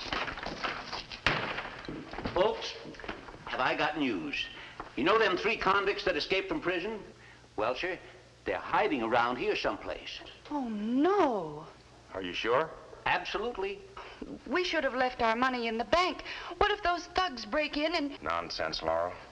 Who told you these men are in the neighborhood? A masked man riding on a big white horse. He come up to me while I was... A masked man? Yeah, and there was an engine with him. Oh, Uncle Ed. You ought to be ashamed of yourself. What for? For telling a cock and bull story like that. But it's true. A man just has so much patience. Now, don't make me lose what little I have left. I saw that masked man and the engine as plain as the nose in your face. I talked to him. All right, have it your way. Now, sit down and eat your supper. You still don't believe me? No, I don't. And while we're on the subject, Laura tells me you've been frightening Susan again with a lot of those nonsensical tales about killings and scalpings and such. What's wrong with learning a child something about the history of this country? I wouldn't call those tall tales of yours history. No, I suppose you wouldn't. You sit there all safe and snug, and you forget if men like me hadn't fought and struggled and died, this place would still be a wilderness. I'm not asking for much, but at least you could show us some respect.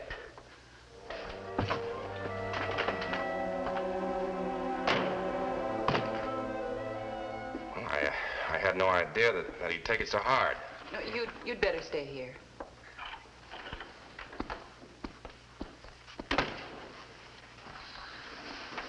Uncle Ed, Yes, child. I just want to tell you I love you. Oh, bless you, sweetheart. And your stories don't frighten me one bit. They just don't understand, do they? That's because they're grown-ups. There's lots of things that grown-ups don't understand. Oh, you sweetheart.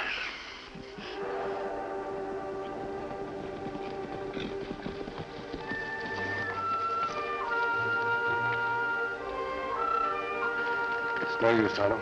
It'll be dark in another 5 minutes. I may not like to give up. Neither do I.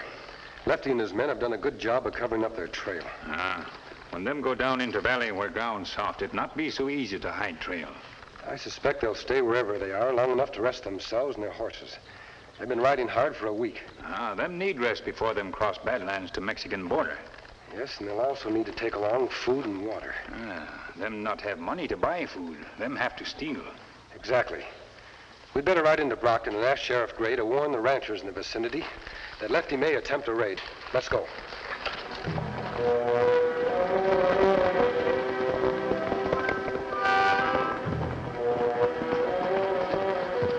It's almost too quiet around here. Let's go. Wait a second. Oh, those confounded birds are sticking in my leg. Well, don't take all night.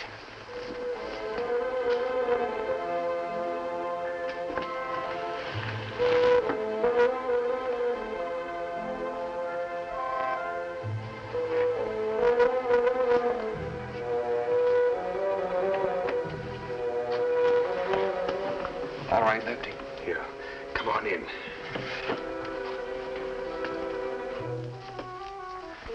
If there's a dog, he's deaf as a post.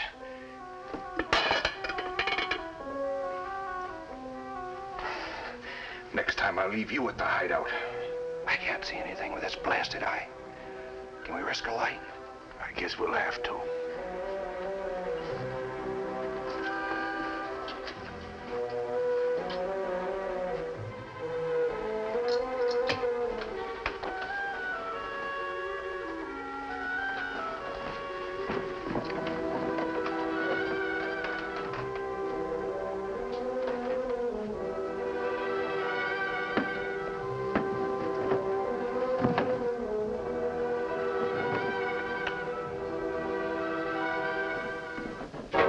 Up. Go on, put him up. Kind of caught you red-handed, didn't I? Give us a break, mister. We just want something to eat. You're lying. You come here for the money. We were only looking for food. I still think you're lying. You come here for my nephew's money.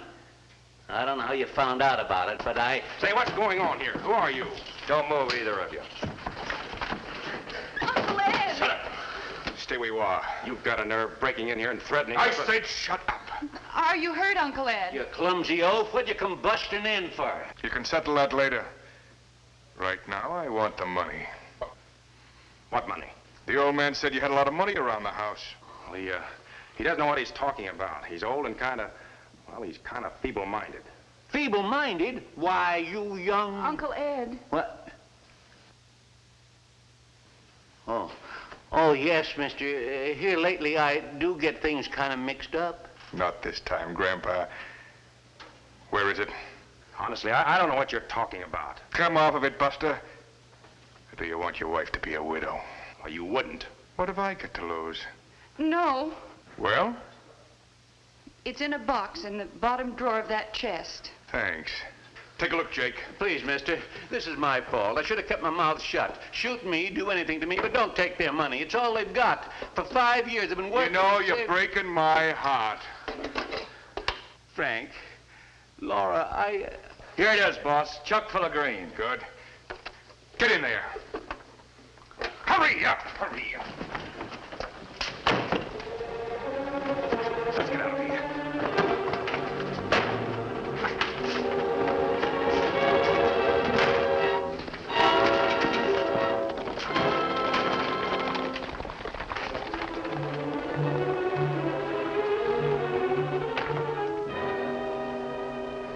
Gone. I hope you're satisfied. I'm sorry, Frank. Honest, You're not going after them alone. One hero in the family's enough. I'm getting the sheriff. I'll go with you, Frank. You're staying here. You've caused enough trouble already. Honey, you better check on Susan.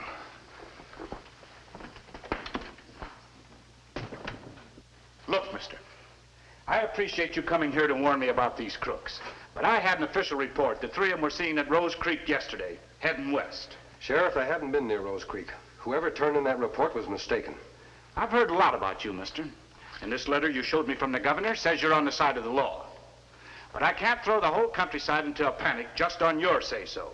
When people are in danger, they should be told about it. The more people know about crooks, the better chance to catch them. All right. I'll go see Walker Stevenson and ask him to. Sheriff, I've been robbed. What? 2 men just broke into my place and... Who's that? Don't worry, he's no outlaw. But he's masked. I know, go on. Well, these 2 men broke in and threatened to kill me unless I told where we kept our savings. They took every cent we own, almost $1,000. Do you recognize any of these 3 men? Why, sure, that's one of them. This man looks like the other one. Lefty Mott and Jake Logan. Huh? Guess I owe you an apology. I'll round up a posse. They're probably heading for the border. Did these men take any food with them? They loaded some in a sack, but evidently in their excitement over the money, they forgot about it. They couldn't reach the border without food. What about Carney? They'd hardly leave without him. You think Carney go to a hideout and then go back to get him? That's a reasonable guess, Tonto. But let's get going. This moonlight won't last much longer. There's a storm coming up. While you organize a posse, Tonto and I'll go on ahead. We may be able to pick up their trail before the storm breaks. Good enough. Come on.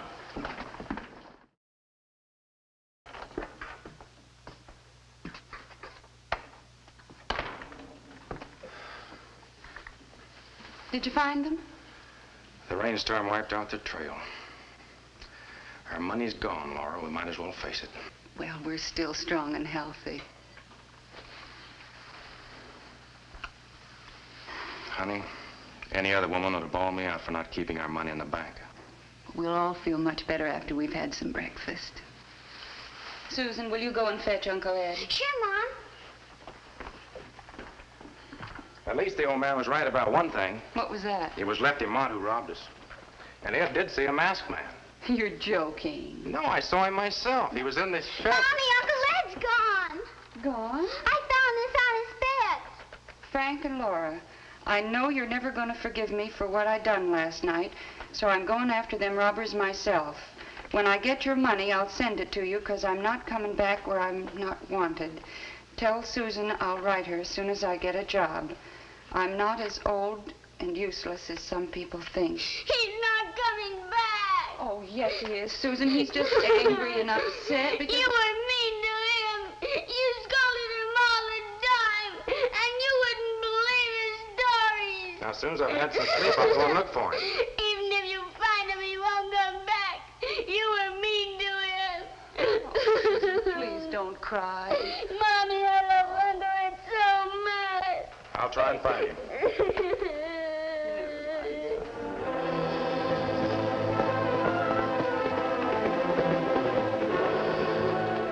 That old man we see yesterday. I wonder what he's doing way up here.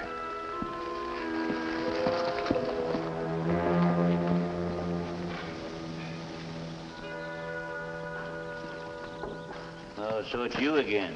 Yes, we meet again. If you're still after them bandit fellows, you're just wasting your time. We found their trail last night before it rained. I'm sure they're hiding up here in these hills. Sure they are. And they got the money they stole from my nephew. So you're Frank Adams' uncle? Yeah, I'm not proud of it. I'll get his money back all right, but you won't catch me going back to live with him and be insulted and laughed at and treated like some no-account old fool. Well, if you feel that way about it, why are you so anxious to get his money back for him? Because it was my fault it got stolen. Besides, I'm the only one that know where it is. You know where money is? Of course I do. But I'm not telling anybody. I see. I don't mean to interfere, sir, but don't you think it would be a good idea to forget this quarrel with Frank and go home? You don't believe me. I didn't say that, but I'm sure Frank will be worried about you.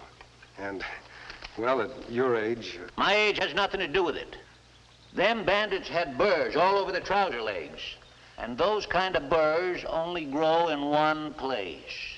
If that's true, why didn't you tell the sheriff about it? Because I didn't remember about the burrs till later, that's why. You show us where burrs grow? Oh, no, you don't.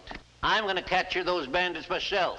And I'm going to prove to people that I'm not as useless as they think I am. As much as I admire your courage, I think we'd better take you home.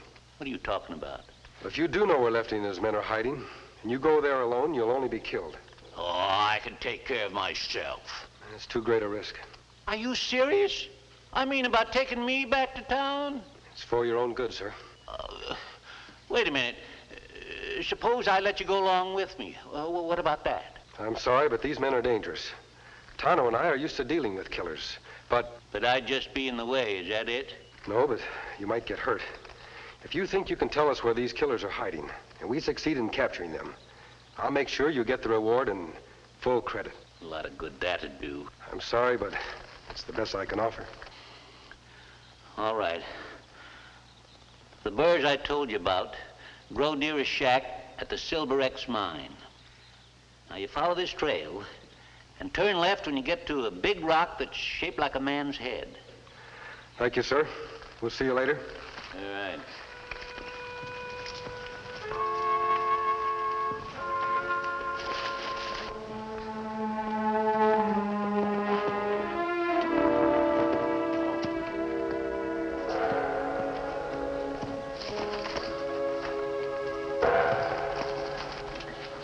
Why don't Jake hurry up with those berries he's supposed to be picking?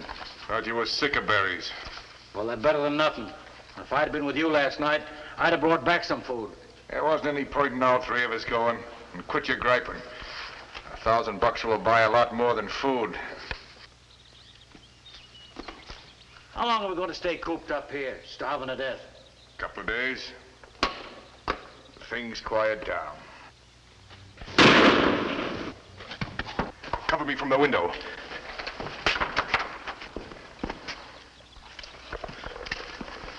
What happened? He was at the window. You dirty, thieving cutthroats. It's the old man. Did you have to plug him? Someone might have heard the shot. He was gonna plug you. Let's get him inside.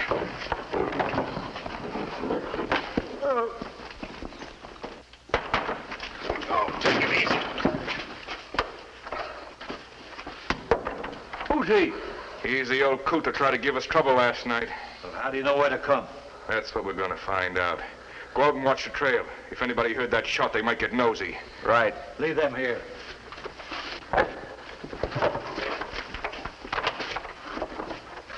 Get him down. Get him down. No way out of canyon. Maybe we take wrong turn. No, Tonto. I suspect we've been tricked. What do you think? I think the old man led us on a wild goose chase. Come on.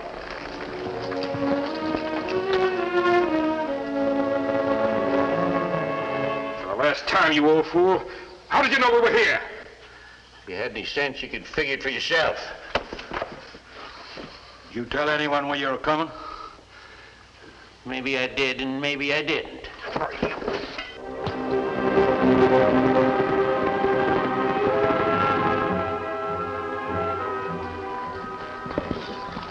What's wrong, boy? Silver smell trouble. Maybe somebody wait around bending trail. We'll leave Silver and Scout here and circle around on foot. Me take rope.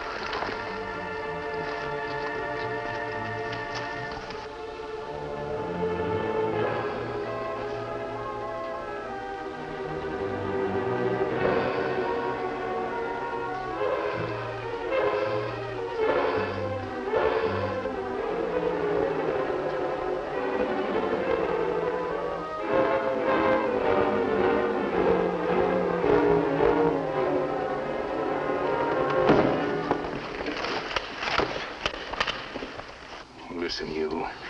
If you don't tell me all I want to know, I'll break every bone in your body. I don't care if you kill me. I haven't got much to live for anyway.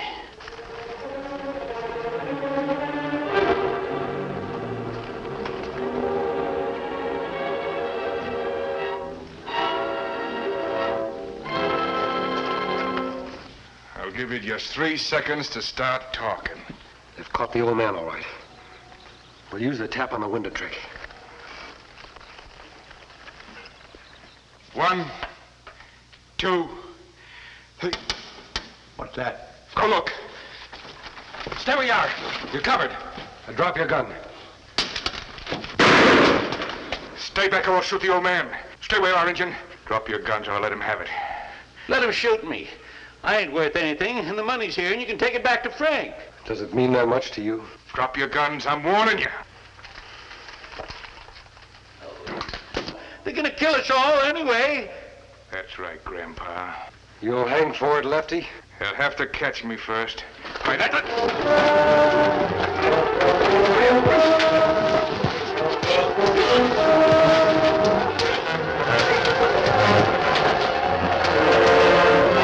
Keep them covered, Tonto.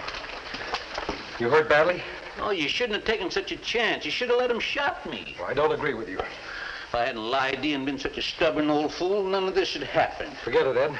Right now, I want to tie up these men and have Tonto look at that shoulder. All right. Well, Mr. Andrews, now that Lefty and his men are back in prison and Frank's money's been returned, Tonto and I must be on our way. You sure have been wonderful. What about reward, Kemo Sabe?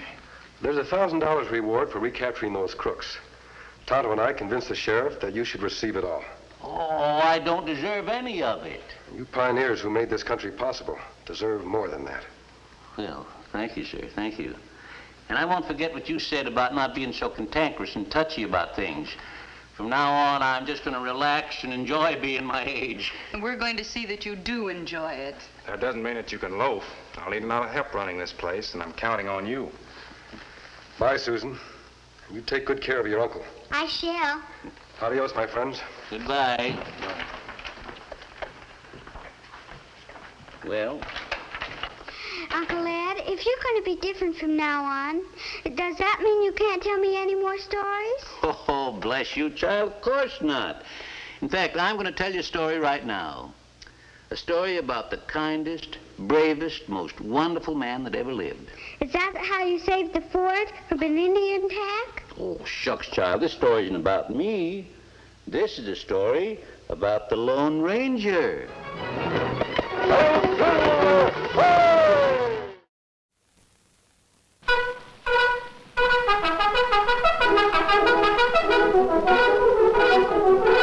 The Lone Ranger.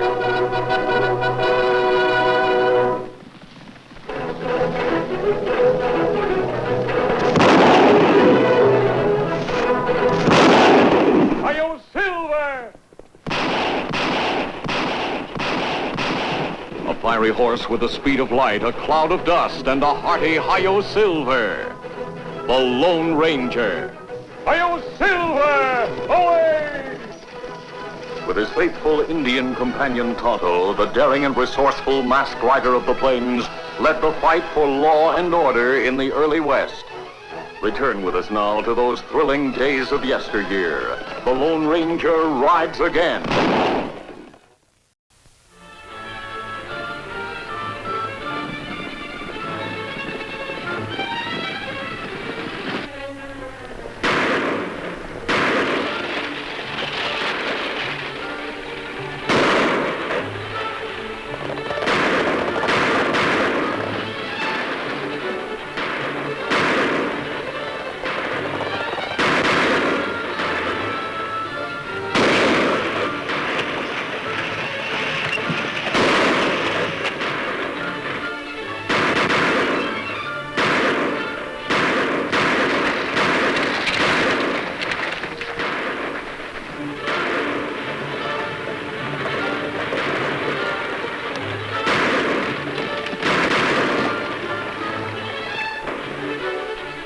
Shots come from over ridge.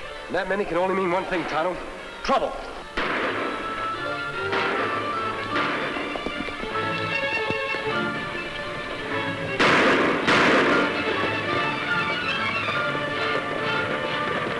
Rein in. Whoa! You, throw your gun away and come down here. You wouldn't be doing this if I still had my gun. Oh, you got her scared. Real scared. Keep your eye on her. Right. Now you pull down that strong box and be quick about it.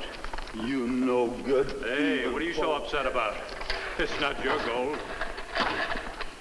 Come on. Open the box. I'll keep them covered. Here, put the gold in here. Come on, hurry it up.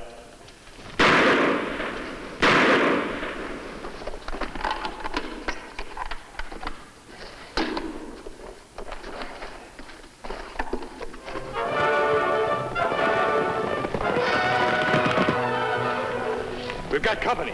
Hurry it up. We've got to get out of here. I'm hurrying.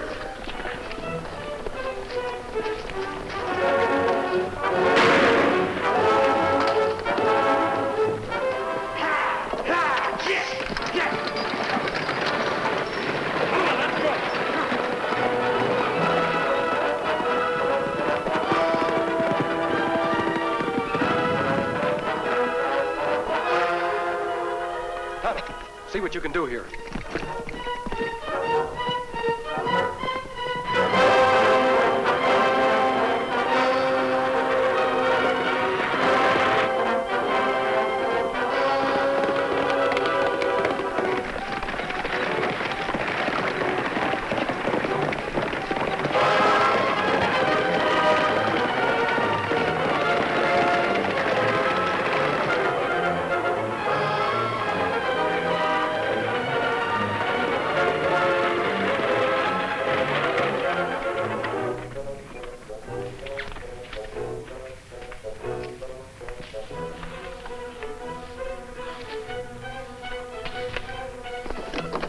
You all right, miss? I think so, but who are you? The mask? This mask doesn't mean I'm an outlaw.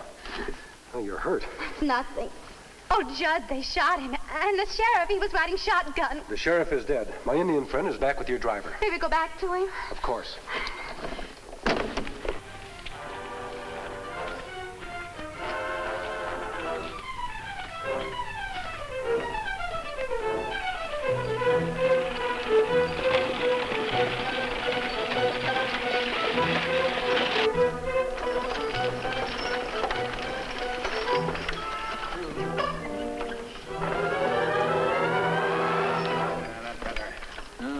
That helps. That's good. I'm sure glad to see you're safe, Miss Terry. Are you all right, Judd? It's nothing, just a scratch. Him plenty lucky. Bullet only cut scalp. I guess this robbery just about put your father out of business. Them low-down murdering skunks. Look like you hurt. It should be looked after. Thank you. This sure beats everything. A masked man and an Indian helping us instead of trying to rob us. How does this robbery affect your father? My father, Tom Harding, owns a gold mine, the Carolyn. And most every time we have a gold shipment to make, the stage is attacked and robbed. Well, isn't your father insured against these losses? He was, but there've been so many holdups, no one will assume the risk now. Has anyone else been affected by these robberies? Yes, Mr. Fulton. He owns a mine right next to my father's. He's lost so much, he's closed his mine, and now he's trying to sell it. I see. Mr. Fulton says a man is crazy to try and run a business in a territory where outlaws are able to rob and kill as they please. Has your father ever thought of selling out the mine? Dad's a rather stubborn person. He says he's not going to be run out of business by a bunch of hold-up men. I admire his determination. There, now that should be all right. Thank you. I guess we'd better be getting back, Miss Terry. Tonto, I think you'd better drive the stage into town. You trying to follow trail of hold-up men? Yes. I'll meet you later at Indian Rock. Me no place. Thank you for saving my life.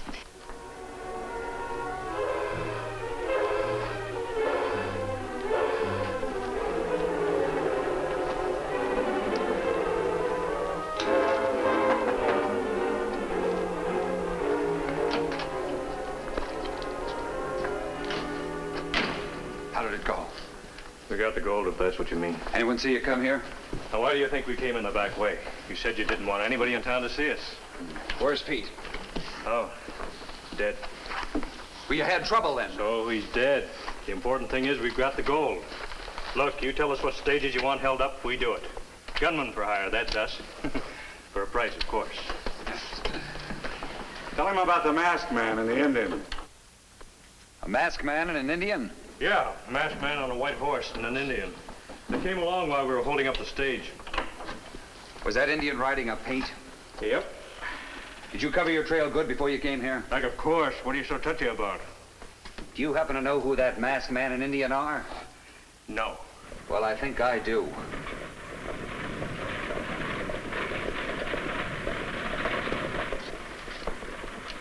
Is that the Indian? Yeah, that's him. You two stay here.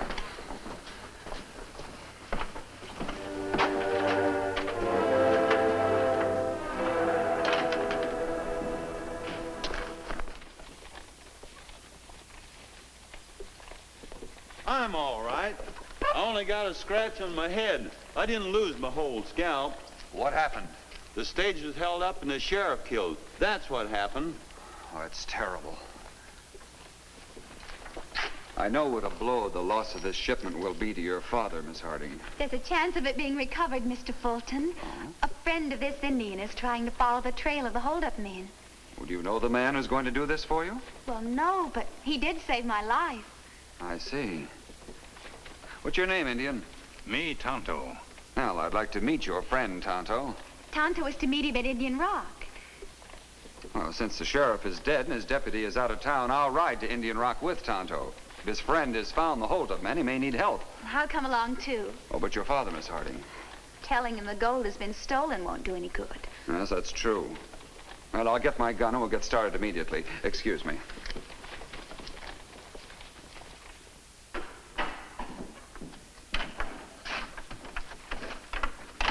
Well, I was right. I know who that masked man and Indian are. So? So, you won't be so smug when you find out you've been tangling with the Lone Ranger. That Indian is his sidekick, Tonto. That's not so good. Now, we'll have to get rid of him. Bart, he's going to be at Indian Rock in a little while. Rid of the Lone Ranger will be a real pleasure. Yeah. You better go to the hideout afterwards. If anything comes up, I'll see you out there.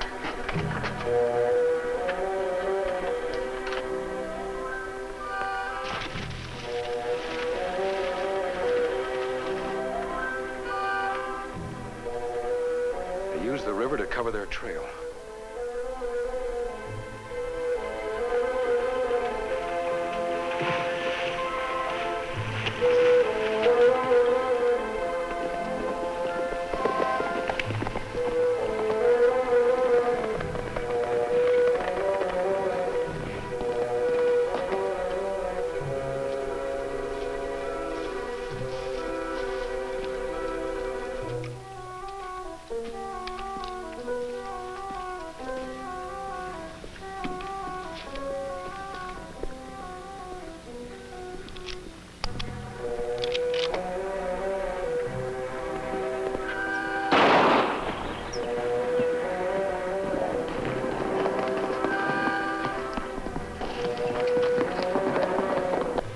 should take care of the Lone Ranger.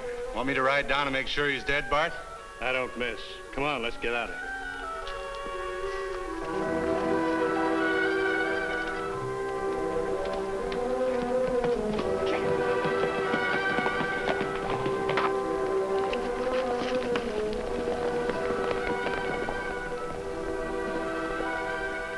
You all right, Kemo Sabe? Yes, Tonto. Thanks to Silver. What happened? Someone must have seen my mask and mistaken me for an outlaw. Well, I'm glad whoever fired it you missed. I'm Fred Fulton, a mine owner like Miss Harding's father. Howdy, Mr. Fulton. This is my Indian friend, Tonto. How do you do? Miss Harding said you've also lost heavily from the stage holdups. Yeah, so much so I've had to close down my mine, and now I'm trying to sell out. Were you able to follow the holdup men? Oh, they used the riverbed to cover their trail. Oh, I was so hoping. Oh, do you intend to continue the search? Mr. Fulton, at the present time, there seems very little I can do. Oh, that's too bad. Well, thank you again for what you tried to do. Guess there's nothing for me to do now but break the bad news to Dad. Yes, it seems so. Well, goodbye. Goodbye, Tonto. Goodbye, miss.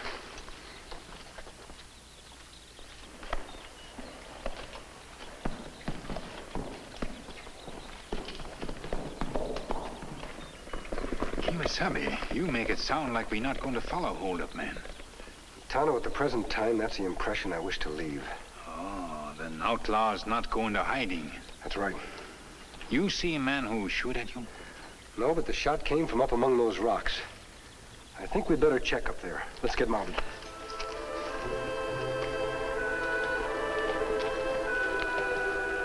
Kemo Sabe, me see tracks of 2 horses. Look like 2 men wait here for you. Tonto, how many people knew you were going to meet me at Indian Rock? A lady on stage and a stage driver, they know. And then lady tell man who ride out here with us. Fulton. You think it not accident that men here? No, Tonto, I don't. Unless they knew I was coming here, why would they have waited? Ah, we follow their trail?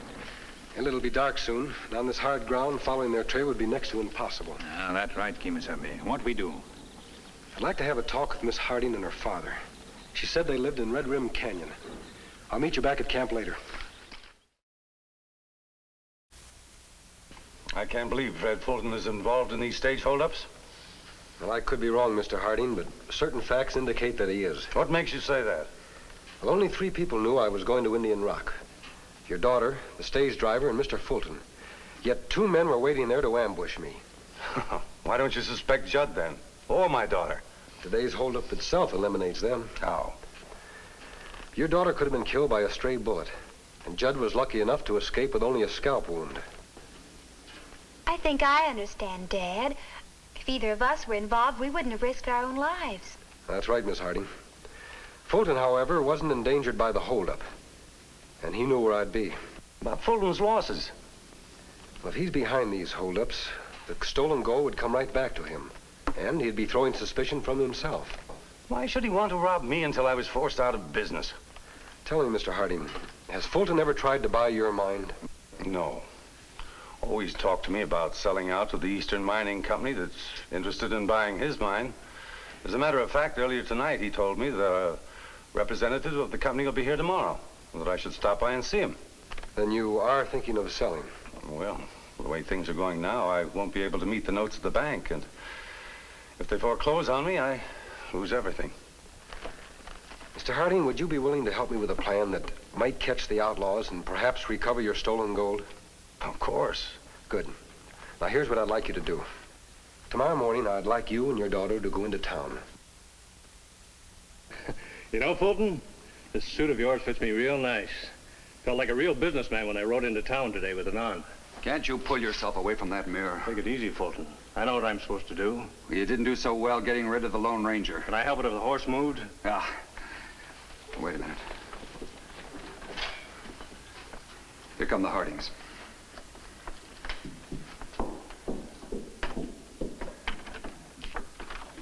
Now, good morning, Miss Harding. Good morning. Isn't your father coming in? No, he went on to the express office.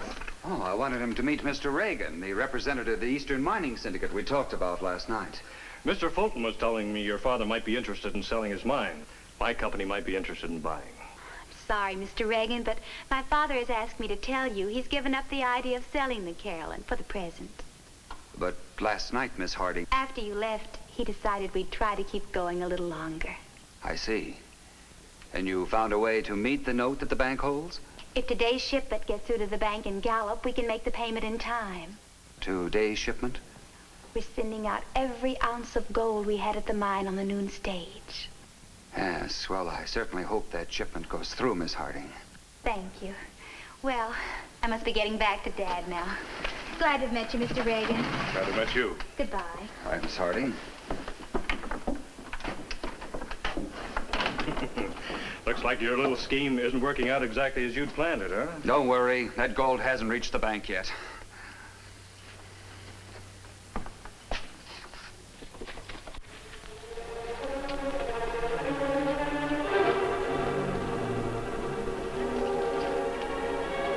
Stage doesn't leave for another 45 minutes yet. Bart, get Hank and be waiting for the stage when it gets near the river crossing. You're sure determined, aren't you? Why shouldn't I be? Owning that mine will put me on easy street for the rest of my life. After you get the gold, take it to my house. I'll stay here in town until after the robbery's been reported. And you'll have an alibi. We're taking all You're getting well paid. That's right. See you later. Yes.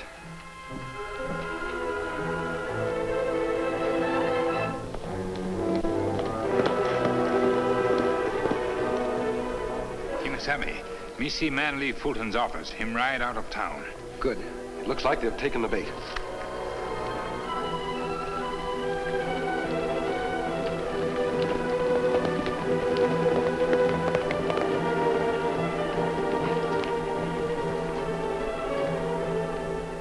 Hey, where are you? I didn't expect to see you back so soon. Harding's are sending another gold shipment to the railhead. We're to see that it doesn't get there. I better get out of these things. I don't want to be recognized.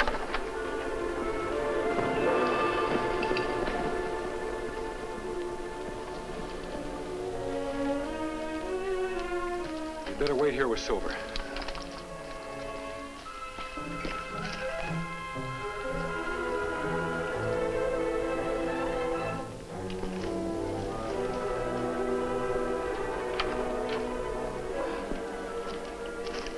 Where do we take the gold after we get it? To Fulton's house, at his mine. He'll meet us there later.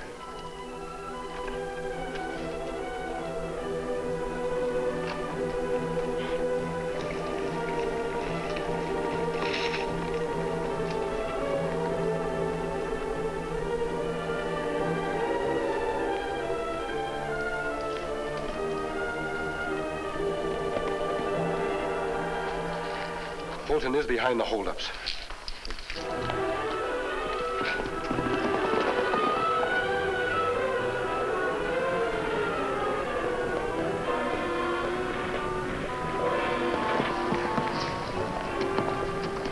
Here she comes.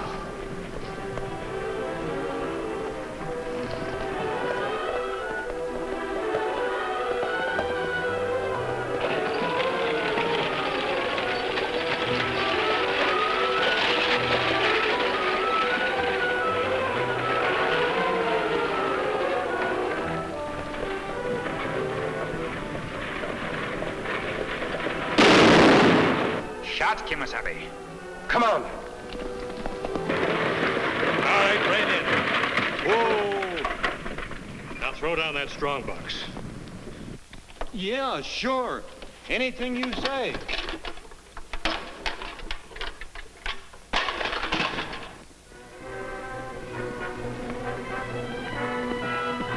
Get the gold. Bart, the masked man, the Indian. Forget the gold.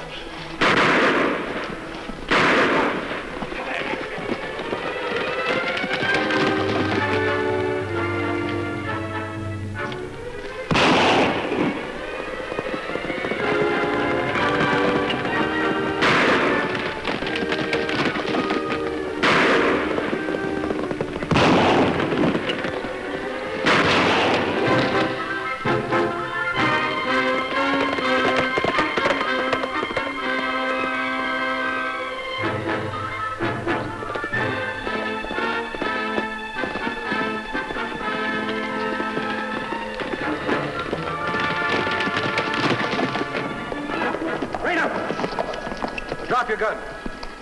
We're going back.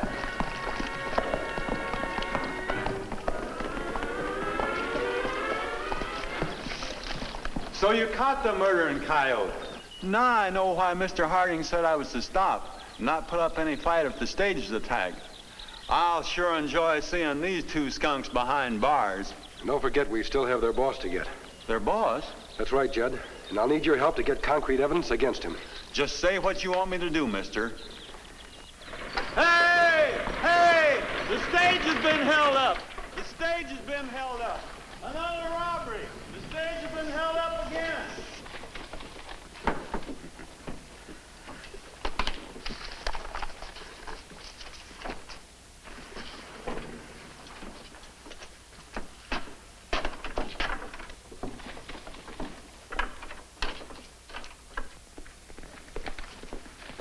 Fulton coming, Kemo Sabe. We got here just in time.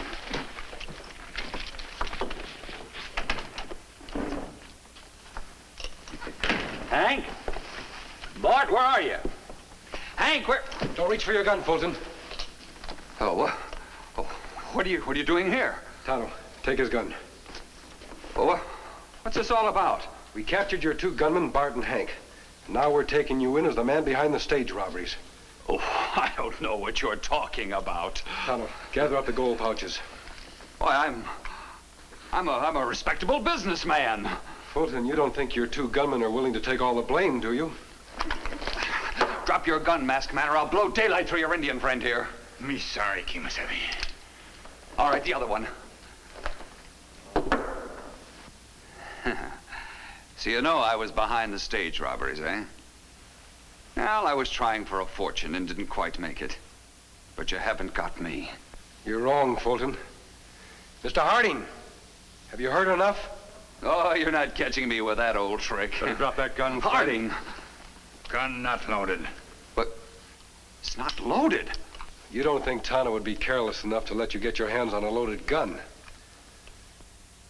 Even after his confession and his hired gunman in jail, I still can't believe that Fred Fulton tried to rob me. You see, Mr. Harding, when Fulton realized that the new gold vein he discovered only started in his mine and ended up in yours, hell, it was just too much for him. The return of all the stolen gold still can't make up for the loss of a friend. A price can never be placed on friendship. I don't know how we can ever repay you and Tonto. We've found two new friends. That's ample repayment. Well, I must be going now. Tonto was waiting outside. Goodbye, Miss Terry. Adios, Mr. Harding. Bye, and thanks.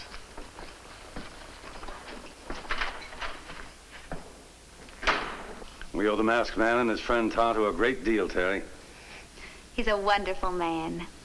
So handsome, too. But who is he? He's a great American. He's the Lone Ranger.